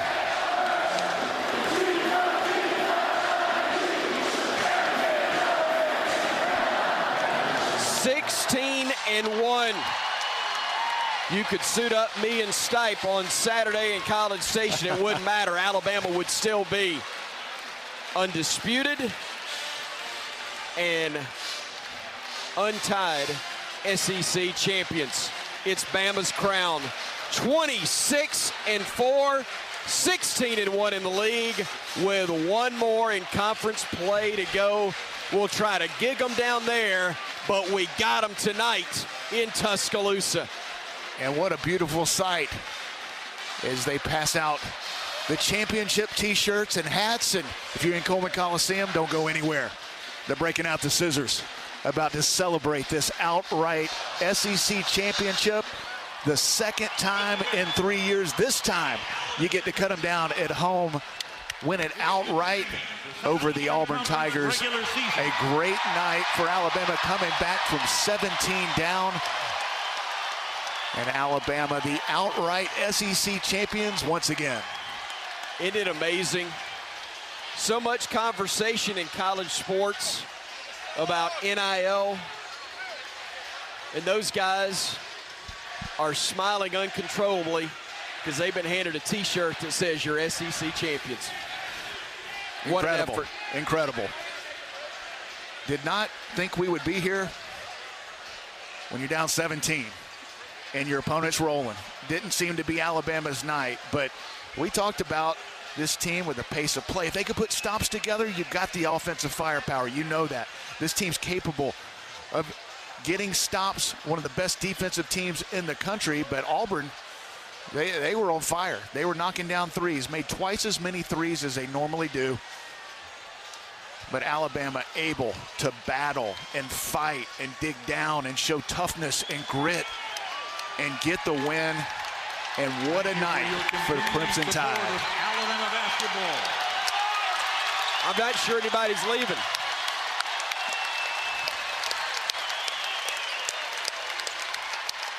Championship signs, championship hats. Love to see the smiles on all these players' faces as they have had an incredible year. And what a night to do it against your arch rival. Unbelievable emotion for so much that has transpired. But a historically great Alabama basketball team. It doesn't matter what happens Saturday. It doesn't matter what happens in Nashville or at any of the NCAA regional sites or anything beyond that, Bryan Passink. This is a historically great Alabama basketball team. Things that they still want to accomplish, but this is a championship team that has perhaps been unlike any other that we've ever seen at the University of Alabama, and many have said maybe ever in the SEC. Well, the rest of the way will determine where this team ranks all time. But this is the first step, winning the SEC regular season. That's goal number one. Now you go to Nashville. You got a chance to do what this team did, or this program did a couple years ago, winning the regular season, going to Nashville and win the tournament. Then it's all into the NCAA tournament. But where they are right now, they're in the conversation for history. Alabama is a program before this team had only won 9 regular season SEC titles all time. This group now 2 out of the last 3. That is not easy to do in one of the best basketball leagues in America, and Alabama, one of the best programs in college basketball right now. With everything these kids have been through, to be able to smile, to be able to celebrate, to be able to enjoy at an unbelievable level an SEC title. And the students telling Bruce Pearl, have a nice night, showing in some brooms as Alabama has swept the Auburn Tigers. Yeah, by the way, you do this, win the SEC title outright, and a little detail, you swept the Auburn Tigers. way down the list of importance, but kind of cool nonetheless. Roger Hoover with Mark Sears. Mark Sears, you return home to the state of Alabama. You beat Auburn. You're an SEC champion. What does it mean to you? I mean, it's unbelievable right now, you know, being from Alabama. I used to dream of things like this, especially being an Alabama kid, home state, champs. But we're not done yet, so it feels good. What was the message from Coach Oates at halftime? How'd you guys get this done in the second half to force overtime? Defense. We came out strong in defense. You know, we started the first half with 2 big-time shots, and then we just anchored down on defense, and the defense won us the game. What's next for this team? SEC tournament. Next game. Yeah, next game. We got A&M. We're going to celebrate this for 24 hours, then we got A&M. Congratulations, Mark. Roll Tide. Thank you. Great job, Roger. Thank you so much. And hopefully we'll get Coach Nate Oates over here with us courtside momentarily so that we can get him to put the headset on and join us here courtside as Alabama has won the SEC regular season title outright, defeating the Auburn Tigers by a final score of 90-85 in overtime. And Chris, let's just appreciate this moment that we didn't get 2 years ago. No Alabama doubt. won it on the road in Starkville during a COVID year. Couldn't really celebrate like this. And these fans are absolutely enjoying it. And Alabama fans at Coleman Coliseum have been so good all year long. These players and coaches deserve it. These fans deserve it. They have been with this team and this program for a long time, and it is great to see this team taking a championship picture right now with their T-shirts on, and not many people have left Coleman Coliseum. Nor should they. Nor should they. Out there celebrating an amazing accomplishment. Athletic Director Greg Byrne visiting with a member of the Board of Trustees, I believe, and Ron Gray. Out there receiving congratulations from him. Great to have Shane Lyons back as Senior Associate AD as well, and glad Shane's getting to celebrate back at Alabama after being gone for 8 years, and so many other people. Can't name everybody, impossible, but what an accomplishment for this team, for this program. SEC title number 16 overall, counting the tournament crowns. Listen, this is a proud Alabama basketball program, second winningest SEC program behind Kentucky. But there's been some tough years and tough periods before Nate Oates got here. And boy, he has brought excitement, fun style of play. He's got the attention of college basketball with the winning and the style. And boy, it is great to win yet another championship under Nate Oates, and love to see the scissors get broken out and a chance to cut down the nets. Special to say the least. Still hoping to get Coach Oates, and I think Noah Gurley is with Roger Hoover. Roger? Noah Gurley, you're an SEC champion. What does it mean to you? It means a ton, man. You know, just the work we put in since June, just the way we want it, never giving up. You know, it just shows what this team about, what this family is. You know, it's an unexplainable feeling right now. I can't lie, but I'm happy. I can't say much more. So. What can you say about the fight in this team to come together and down a lot in the second half? But what was the message you were really trying to keep your teammates positive? It seemed like in the huddle. Just to do what we do, play how we play. You know, we know defense turn into offense, so we can't play passive on offense. Keep shooting with confidence, and we had a big second half in overtime. But just to do what we do, that's all I kept telling them. We've been in this situation before, and we came out with the dub, so it was wonderful to get it done today. Go cut down the nets. Roll Tide, Noah. All right, roll Tide. Thank you. Thank you, Roger. Thank you, Noah Clowney, and thank you, Nate Oates. We really appreciate you leaving Buffalo, New York, and coming to Tuscaloosa, Alabama 4 years ago to take Alabama back to where this program expects to be, wants to be. Second SEC title in your 4 years, your second in the last 3. Unbelievable accomplishment, Coach. Yeah, I'm just we're proud of our guys and the achievements they've had this year. It's definitely not easy to win the SEC regular season. It's over the course of 18 games. You know, we went undefeated at home. It's hard. I mean, A&M was right on our tail the whole year, it seemed. So we couldn't afford many slip-ups. You know, different guys step up. I mean, I think, you know, I'm looking at Jaden Bradley. You know, he only played 9 minutes the first half and didn't get in until probably 8 minutes into the second half. He ends up playing 22 minutes, and, you know, we end up +4 with him in the game, and he did a great job defensively. He stepped up to the free throw line and made some free throws. So, I mean, it was a big deal. He, you know, a lot of guys. JQ was great. I mean, JQ came to me. JQ came to me. You know, he got you another one, a second one. I mean, he's been, you know, he's been great. I mean, we get the March version of JQ. So, you know, I'm just can't say enough about our guys. Coach, I'm going to try to get you a box score here and see if we can get this, let you look over some of it. I just want to talk, if you could, about the part of the game where you're down 17 and nothing's going your way. Is that what it was? I didn't know what 17 with how much time to go. I'm not sure of the time, but it sure didn't feel like there was enough. Maybe 10 minutes, 12 minutes. It was 66-49. It doesn't give a time here. But, look, I'll say this. Our guys never quit. I mean, they just show a lot of resilience, a lot of grit. You know, there was down 17 with 10:40 left in the game. So, you know, we closed the game well. And, you know, we put the 3 guards in. JQ, Sears, Jaden Bradley, they all made big plays offensively, defensively. Jaden had some tough finishes in there. You know, he went 4 of 5 at the free throw line.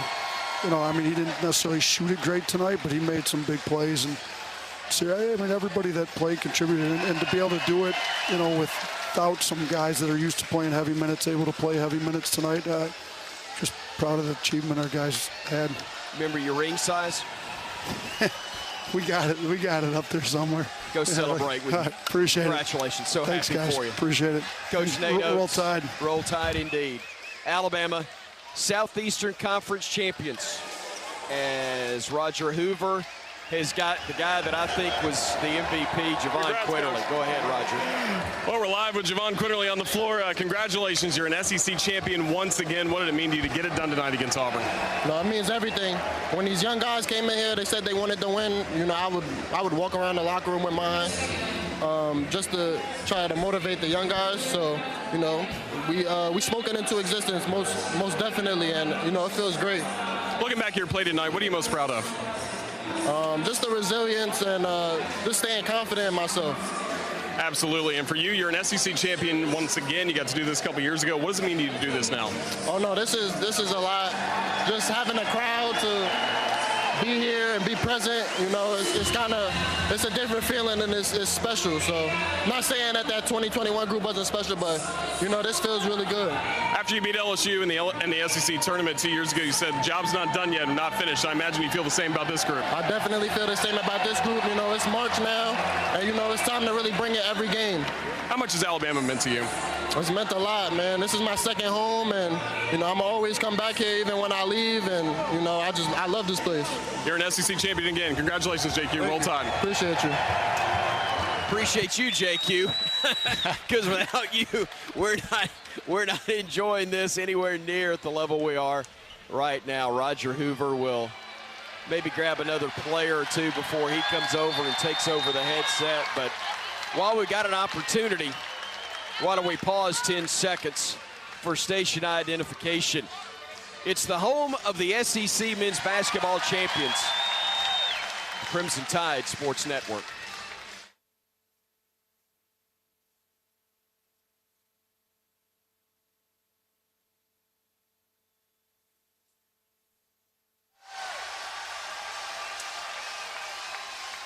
Watching more players cut down nets on either side. Staff members there, Brandon Miller getting a huge round of applause from the crowd that is still here. And man, it's a sellout, right around 14,000. I don't know how many we wound up with. Here's the funny thing, Charles Bediako does actually need the ladder, but only about 2 steps on it. in order to cut a piece of the net off. And not only is this special to see, but hopefully it's just practice, Bryan, because there's going to be other opportunities for nets to be cut down by somebody. May as well be us. In the words of Javon Quinterly a couple years ago, we're not done yet. And he wasn't done with championships, and hopefully this season is far from over. And so happy for this team, but Javon specifically, coming off a knee injury, the frustration of not being himself early on in the season, but having his moments, but thought he had maybe his best game of the season against Arkansas on Saturday, followed it up with his SEC high here tonight, and he was dominant in the second half. He was dominant in the second half against Arkansas. And with Brandon Miller, who I think is the best player in college basketball, Javon Quinterly was the best point guard in college basketball a couple years ago during the SEC and NCAA tournament. That's scary for opponents because Auburn had Alabama beat. They were doing everything you have to do to upset a team. They were shooting 80% from the three-point line. They couldn't miss.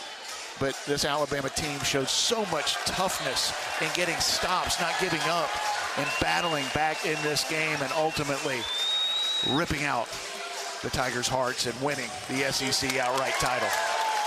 Special indeed. Noah Gurley getting a chance to cut down a piece of the net. Tom Stipe, you've seen, dare I say, every one of these that's happened, not always professionally, but you've seen every Bama title since C.M. Newton arrived in what we call the modern era. I have.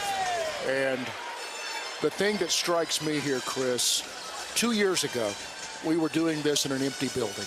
Yeah. So many years we have played games with fewer people than are in the stands right now. Yeah. What a wonderful thing that this championship team gets to share it with these championship fans. We didn't get to do that 2 years ago. I'm so happy that they get to hear that ovation right now. And here's the other ovation for a guy who's familiar with cutting down nets here, Antoine Petway, assistant coach. He's done it 3 times now in his life as a player and twice as an assistant coach. As you talked about earlier, the last time Alabama clinched it in this building, it was an Antoine Petway layup against the Florida Gators. And now as an assistant coach, a big, big part of this Alabama program for decades now. Great to see Antoine cutting down the nets once again. Coach Oates sent his girls up there to cut down the nets. It's indeed a family affair. So great to see. And when you're the head coach, you get to approve that. You do indeed. You do indeed. But I think the head man's coming up now, and listen to this reaction. One more daughter. That's right.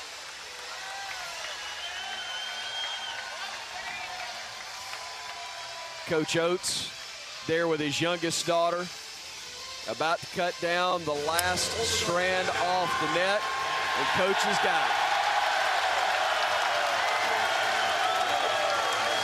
it. Amazing. So too Antoine Petway, who's with Roger Hoover. Coach Petway, what does it mean to you once again to cut down the nets in this building? Man, it means everything. To do it in front of our fans who stuck by us all year, man, God is so good. God is so good. I love that the boys got the experience in Coleman Coliseum in front of the greatest fans in the country. You and Coach Hodson, Coach Oates, Coach Henry all talked about energy early in the second half. How'd your guys deliver the message that you sent? Well, Auburn came in with a lot of energy. We knew they were going to come in because they're playing, you know, for their NCAA tournament hopes and everything. So we knew they was going to bring it. We wanted our boys to bring to match their energy and surpass. And I think in the second half they did it. We found ways to win all year. We didn't make shots early in the first half, but I knew the shots was going to fall because our guys put a tremendous amount of work in every single day. So kudos to our guys and the coaching staff, man, did a great job of pairing them. But we want our guys playing with confidence all the time because they work hard. I imagine that piece of the net's going to go right next to the one you won as a player, right? No doubt. Next to the one we won 2 years years ago. So we on the road, man. Coach Oates is doing a great job. Coach Charlie, Coach B, like everybody, man. We're a family, and these guys believe in what we tell them, and they believe in each other. So we're going to keep going. Your Alabama basketball royalty. Thank you for joining us. Roll Tide. Roll Tide. Roll Tide indeed, as Alabama has won SEC title. Number 9 for the regular season. 16th overall, counting what's been done in SEC tournament play. And once again, Bryan, getting to cut down the nets in front of the home folks. What a special, special opportunity. Second time in 3 years, Nate Oates able to win an SEC crown. Well, it's always special, and this one feels even more so because of a couple years ago, you were an empty building, essentially. You won it on the road. We weren't even there. We started traveling in the SEC and NCAA tournament.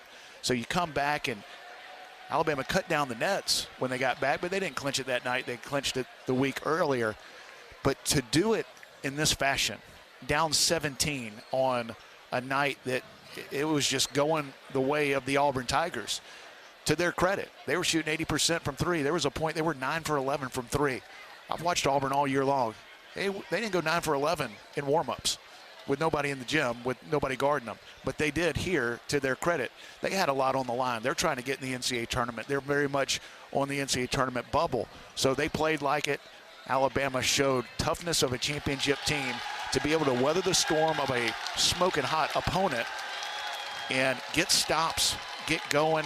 Javon Quinterly playing his best basketball in a long time, and that is scary for opponents. Great news for Alabama, and what a night to sweep Auburn, to come back from 17 down, go to overtime, and win the outright Southeastern Conference regular season. Unbelievable night.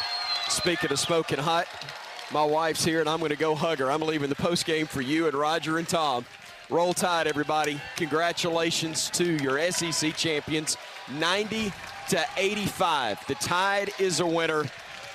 They'll wrap up the regular season this weekend in College Station, Texas. Postgame coming your way after this on the Crimson Tide Sports Network from Learfield.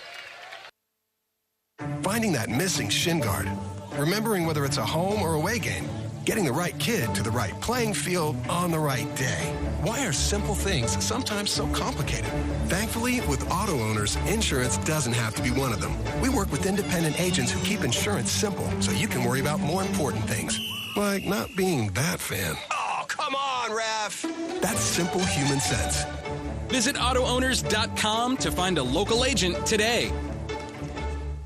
Convenience is the name of the game at the Holiday Inn Express and Suites Tuscaloosa University. Located on Veterans Memorial Parkway, the Holiday Inn Express and Suites Tuscaloosa University offers just the right amenities for a relaxing getaway or a productive business trip. The University of Alabama, Bryant-Denny Stadium, Coleman Coliseum, and the Bryan Conference Center are within 2 miles, making any visit to the Capstone convenient. Whatever you're visiting Tuscaloosa for, the Holiday Inn Express and Suites Tuscaloosa University is the perfect hotel destination and a proud preferred hotel partner of the Crimson Tide. Hi, I'm Tracy, an employee at BASF in Alabama. As an engineer, I enjoy working on projects that challenge me. It's rewarding to work for a winning team who values safety and its customers. At BASF, we create chemistry around the world through our people and our products. To join a winning team and a great place to work, visit basf.us/Alabama. That's basf.us/Alabama. BASF, we create chemistry. Hey Crimson Tide fans, as our state moves to the next chapter, the Alabama Department of Public Health is shifting strategies from emergency response to one that minimizes daily disruption to our lives. COVID-19 vaccines and boosters are widely available to anyone 6 months of age and older should you decide that you need one. Together, we can help to protect each other moving forward. For more information on COVID vaccines and virus prevention, visit alabamapublichealth.gov/COVID-19. When you're planning your next visit to Tuscaloosa, explore the upscale options available at the new AC Hotel by Marriott. Conveniently located in the heart of downtown Tuscaloosa, surrounding yourself in luxury and comfort in a spacious room with complimentary Wi-Fi, a smart TV, premium toiletries, and a plush bed, while the rooftop bar and lounge provides the best place in town to wind down after cheering the Crimson Tide to victory. AC Hotel Tuscaloosa Downtown is proud to be a preferred hotel partner of the University of Alabama Athletics. Are you sick of pretending to like boring hard seltzers that leave you feeling bloated? Tired of drinking the same old light beer? No time to make a mixed drink with all those complicated ingredients? Then it's time for you to try something different. Beatbox is now an official sponsor of Alabama and the Crimson Tide Sports Network. Packing an 11.1 APV punch, each Beatbox is bursting with delicious flavors. Beatbox is gluten-free, low sugar, and resealable, so you can always take the party on the go. There ain't no party like a Beatbox party. Roll Tide. Please drink responsibly. Must be 21.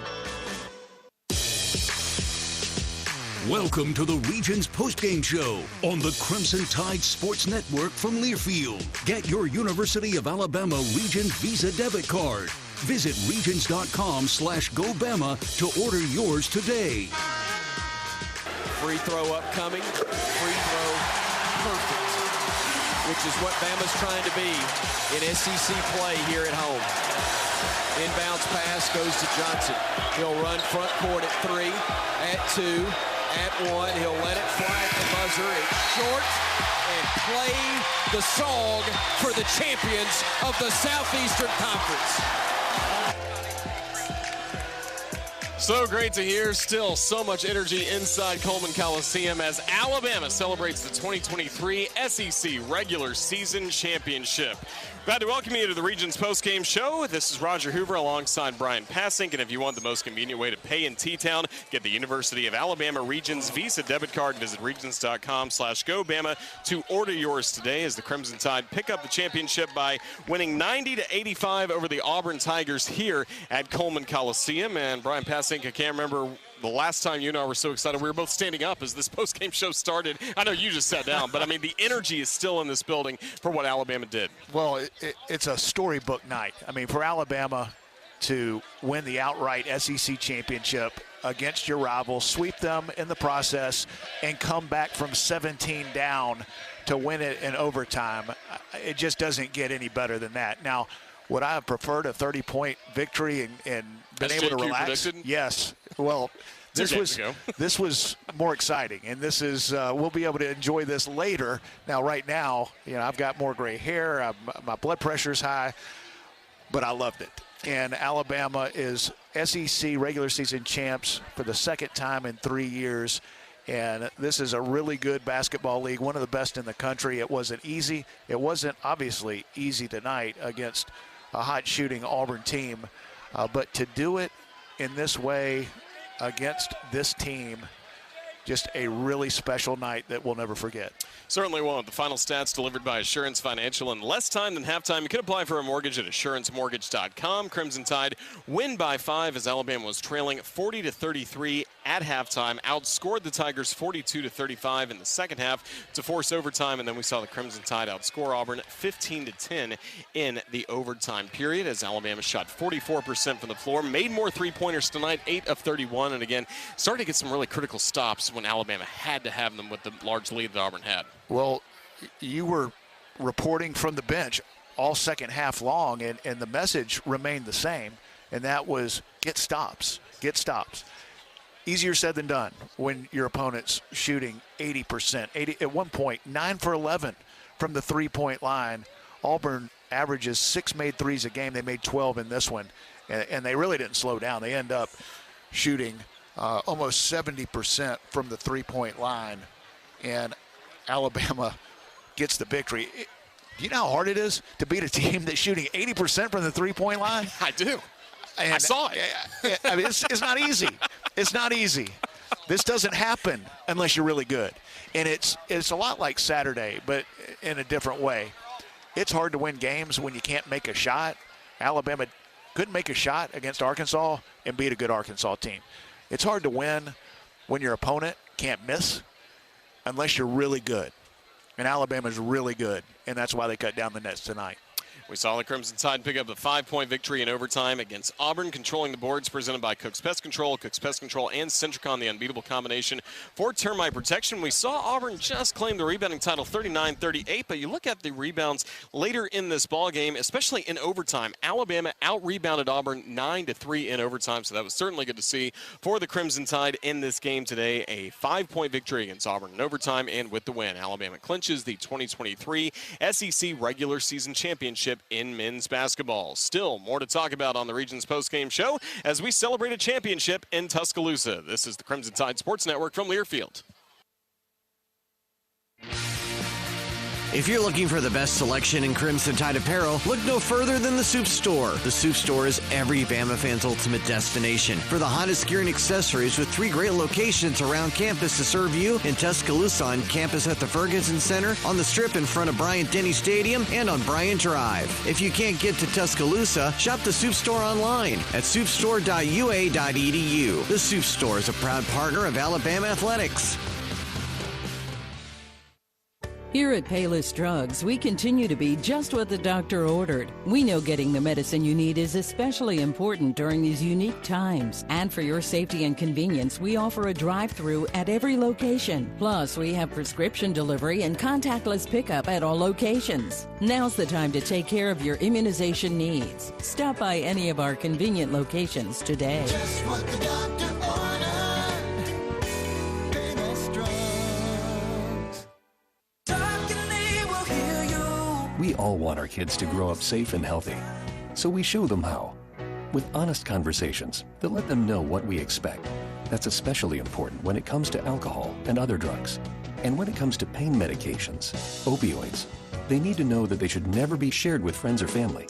For more information about talking with your kids about underage use of alcohol and other drugs, visit underagedrinking.samhsa.gov. We all make choices about alcohol. Kids make choices whether to drink or not. Bye, Dad. Remember, I'm going to Alex's party tonight and sleeping over. Hey, remind me about that party again? And adults make choices whether to talk about it. That's true of parents and every other trusted adult in a kid's life. Kids want to know our expectations, and they want honest answers in everyday conversations. So talk with your kids and help lead them on a positive path, because when you talk, they hear you. Learn more at underagedrinking.samhsa.gov. Front court to our right. Bradley will bring it ahead. Bradley looking for Miller. Instead will drive.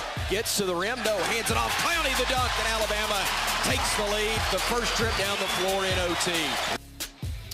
That's tonight's assist of the game, presented by Baumhauer's Victory Grill. You can celebrate 40 years of Baumhauer's this season. New flavors including Alabama hot chicken, fajita wraps, and of course, legendary buffalo wings. Baumhauer's Victory Grill, the official watch party location of the Crimson Tide, as Alabama picks up an overtime 5-point victory against Auburn.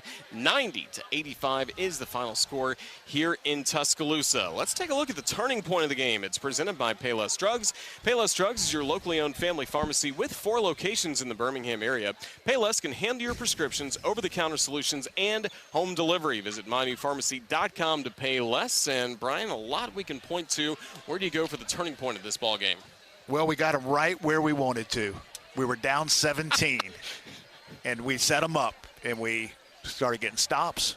Alabama put several stops together, and you felt like if you could do that, which easier said than done, as you know better than anybody over in the Alabama huddle, that was what Nate Oates and Charlie Henry were preaching. Get stops, and if you do, you can get back in this game, even down 17 points. And obviously that was the case. With this offensive firepower that Alabama has, we've seen it before. This team can score and score quickly, but you got to do it on the defensive end. That's where it starts.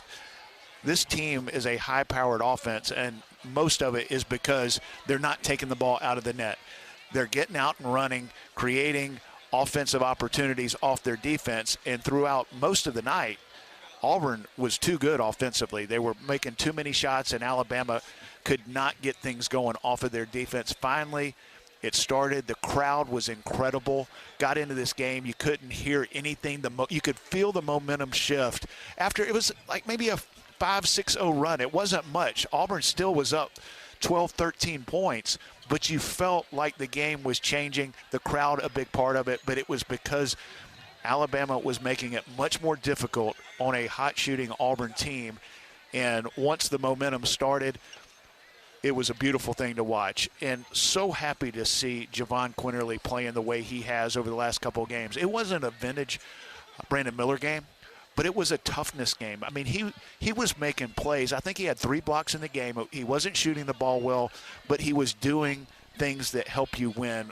and it started defensively, and this team showed so much heart, so much toughness, and they could have looked up and said, down 17, our opponent won't miss a shot. We'll have a chance on Saturday in College Station, but obviously that wasn't the case. They wanted to win this thing here tonight in front of the sellout crowd, cut down the nets, and have a night that we'll never forget. It was incredible, and it was just a performance of heart and toughness, and Alabama a very deserving SEC regular season champion.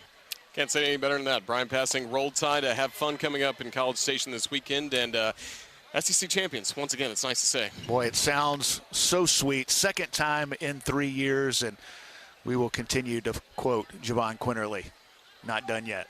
I like it. Roll Tide, Bryan Passink. Roll Tide. That is Bryan Passink. I'm Roger Hoover. We're continuing with the Region's postgame show in a moment as Alabama clinches the SEC regular season championship with this overtime victory, 90-85, the final score at Coleman Coliseum. A perfect season for the Crimson Tide at home in T-Town this season. This is the Crimson Tide Sports Network from Learfield. Meet Ed, movie buff, animal lover, safe driver. 5 years of driving an ambulance teaches you a thing or two. If people knew what I know, lives could be saved. When I see a car trying to rush past a turning bus, I get concerned. You see, when big vehicles turn right, they have to swing wide to make the turn. And that's a lesson you don't want to learn the hard way. When trucks and buses turn, let's you and I wait. It's our roads. It's our safety. Visit www.sharetheroadsafely.gov. I've been driving trucks for a long time, and safety is my #1 priority. I know that my truck has huge blind spots. That's why I remember to check my mirrors often for smaller vehicles. Everyone can help keep our roads safe. Next time you're behind the wheel, try to avoid lingering in those blind spots. It can be dangerous. Let's all plan to share the road safely. Learn how at www.sharetheroadsafely.gov. I found hope in the midst of an overwhelming situation. Alcoholism is a disease that can affect any family. Everyone suffers, but there is help and hope at Al-Anon Family Groups. Al-Anon gave me my life back. I'm a better father and husband. Are you in an overwhelming situation because of someone else's drinking? Al-Anon and Alateen can help. Local and virtual meetings are available. Maybe one could work for you. Call 1-866-200-0033 or visit alanon.org/hope. Medicaid and CHIP offer free or low-cost health coverage for children and teens. Hospital and doctor visits, prescriptions, shots, and more are covered. That's peace of mind for parents if a child is sick or gets injured. And parents may now be eligible for Medicaid too, even if they've applied in the past. Enrollment is always open. Visit InsureKidsNow.gov or call 1-877-KIDS-NOW. Paid for by the U.S. Department of Health and Human Services.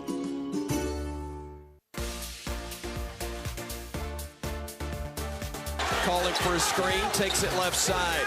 Quinterly on the drive, going downhill, lays it up, got it, and he is fouled. Javon Quinterly, a chance for the and one with 2:30 to go. Green in the lane, stop it, shooting, missing, rebound tipped out, scramble, Quinterly's got it. Quinterly weaving through traffic, looks left side, Sears, three, bottom, Bama by 5, 4:20 to go in OT. Wonderful start for Alabama.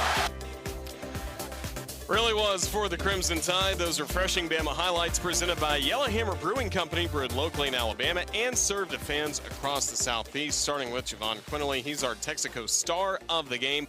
You know who's an all-star year after year? Texaco with Techron delivers unbeatable gas mileage and unbeatable cleaning power to help your car or truck perform at its best. Texaco with Techron, driving performance as the Crimson Tide claim the SEC championship, clinching it with a 90-85 win over Auburn in overtime, a score that is still on the scoreboard. I hope they don't take it off the rest of the year here inside this grand building as the Crimson Tide can celebrate a win and a perfect season at home. Just a special night here in Tuscaloosa, and that's the score, again, we care about the most. Alabama 90, Auburn 85 in overtime. But let's take a look at the rest of the scores tonight in the SEC. The scoreboard update presented by Alabama Power. Presented by Alabama Power, proud to support the Crimson Tide. With a look at the scoreboard one final time tonight, here's Tom Sipe. Thank you, Roger Hoover. One other final in the SEC. In Lexington, Kentucky takes a home loss to Vandy. tonight, 68-66 at Rupp Arena. On the floor right now, LSU is up on Mizzou at the PMAC, 52-49. That game with about 15 minutes and change to go. And let's say it again, it is up there, 90-85. Bama SEC champions yet again. Certainly love that, and we loved getting to visit with Coach Oates following the ball game. His post-game chat with us, presented by Cook's Pest Control and Centricon, the unbeatable combination for termite protection, as Alabama claims the SEC championship with a 90-85 win over Auburn in overtime here in Tuscaloosa. When we come back, we'll talk about the blue-collar player of the game, and we'll tell you what's next. Only one regular season game left for the Crimson Tide, trying to finish SEC play with only one loss this year. Remarkable season led by head coach Nate Oates and the Alabama Crimson Tide. Back to Coleman Coliseum one last time tonight when we return. This is the Crimson Tide Sports Network from Learfield. The United States Deputy Sheriff's Association is a national nonprofit and the largest non-governmental provider of services to law enforcement. The USDSA assists city, county, state, and federal agencies with free safety equipment donations and officer survival training, along with cash donations to families of law enforcement officers who perish in the line of duty, college scholarships for the children of law enforcement, a citizen awareness program, and more. For more information on the USDSA and how you can help, visit usdeputy.org. You're never completely ready to adopt a teen. For late nights writing English papers. For your teen's music taste. For dinners where they talk more on their phone than with you. For the first time, they call you Mom. You're never completely ready to adopt a teen, and you can't imagine the reward. To learn more about adopting a teen, visit adoptuskids.org. Brought to you by the U.S. Department of Health and Human Services, Adopt U.S. Kids, and the Ad Council. Victor deployed for the first time to Afghanistan in 2003. He sustained a moderate traumatic brain injury. One of the most important elements of caregiving is taking care of yourself. For many military veteran caregivers, their caregiving journey starts earlier in life and lasts longer. Visit aarp.org/caregiving for a free military veterans guide to navigate your caregiving journey and better care for your loved one and yourself. Brought to you by AARP and the Ad Council. When you're high, you feel different. You think different, you talk different, you draw different, you listen to music different, but you probably knew that. Problem is, you also drive different, and not in a good way. That's why driving high is illegal everywhere. So if you're high, just don't drive. Make a plan to get a sober ride. Because if you feel different, you drive different.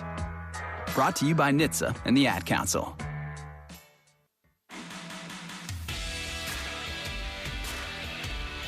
Miller looking left side on the drive. Stops, cleaner, no. Rebounded his own miss. Put back, yes. What effort from Brandon Miller. Stayed with it after the miss. Put it back in. Alabama leads again by 5 with 3:33 to go. Clowney looking left. Trying to get it to Miller, but he's being held. Clowney pivots, picks it up, hands it off left side. The drive, the reverse. Count it, and the foul.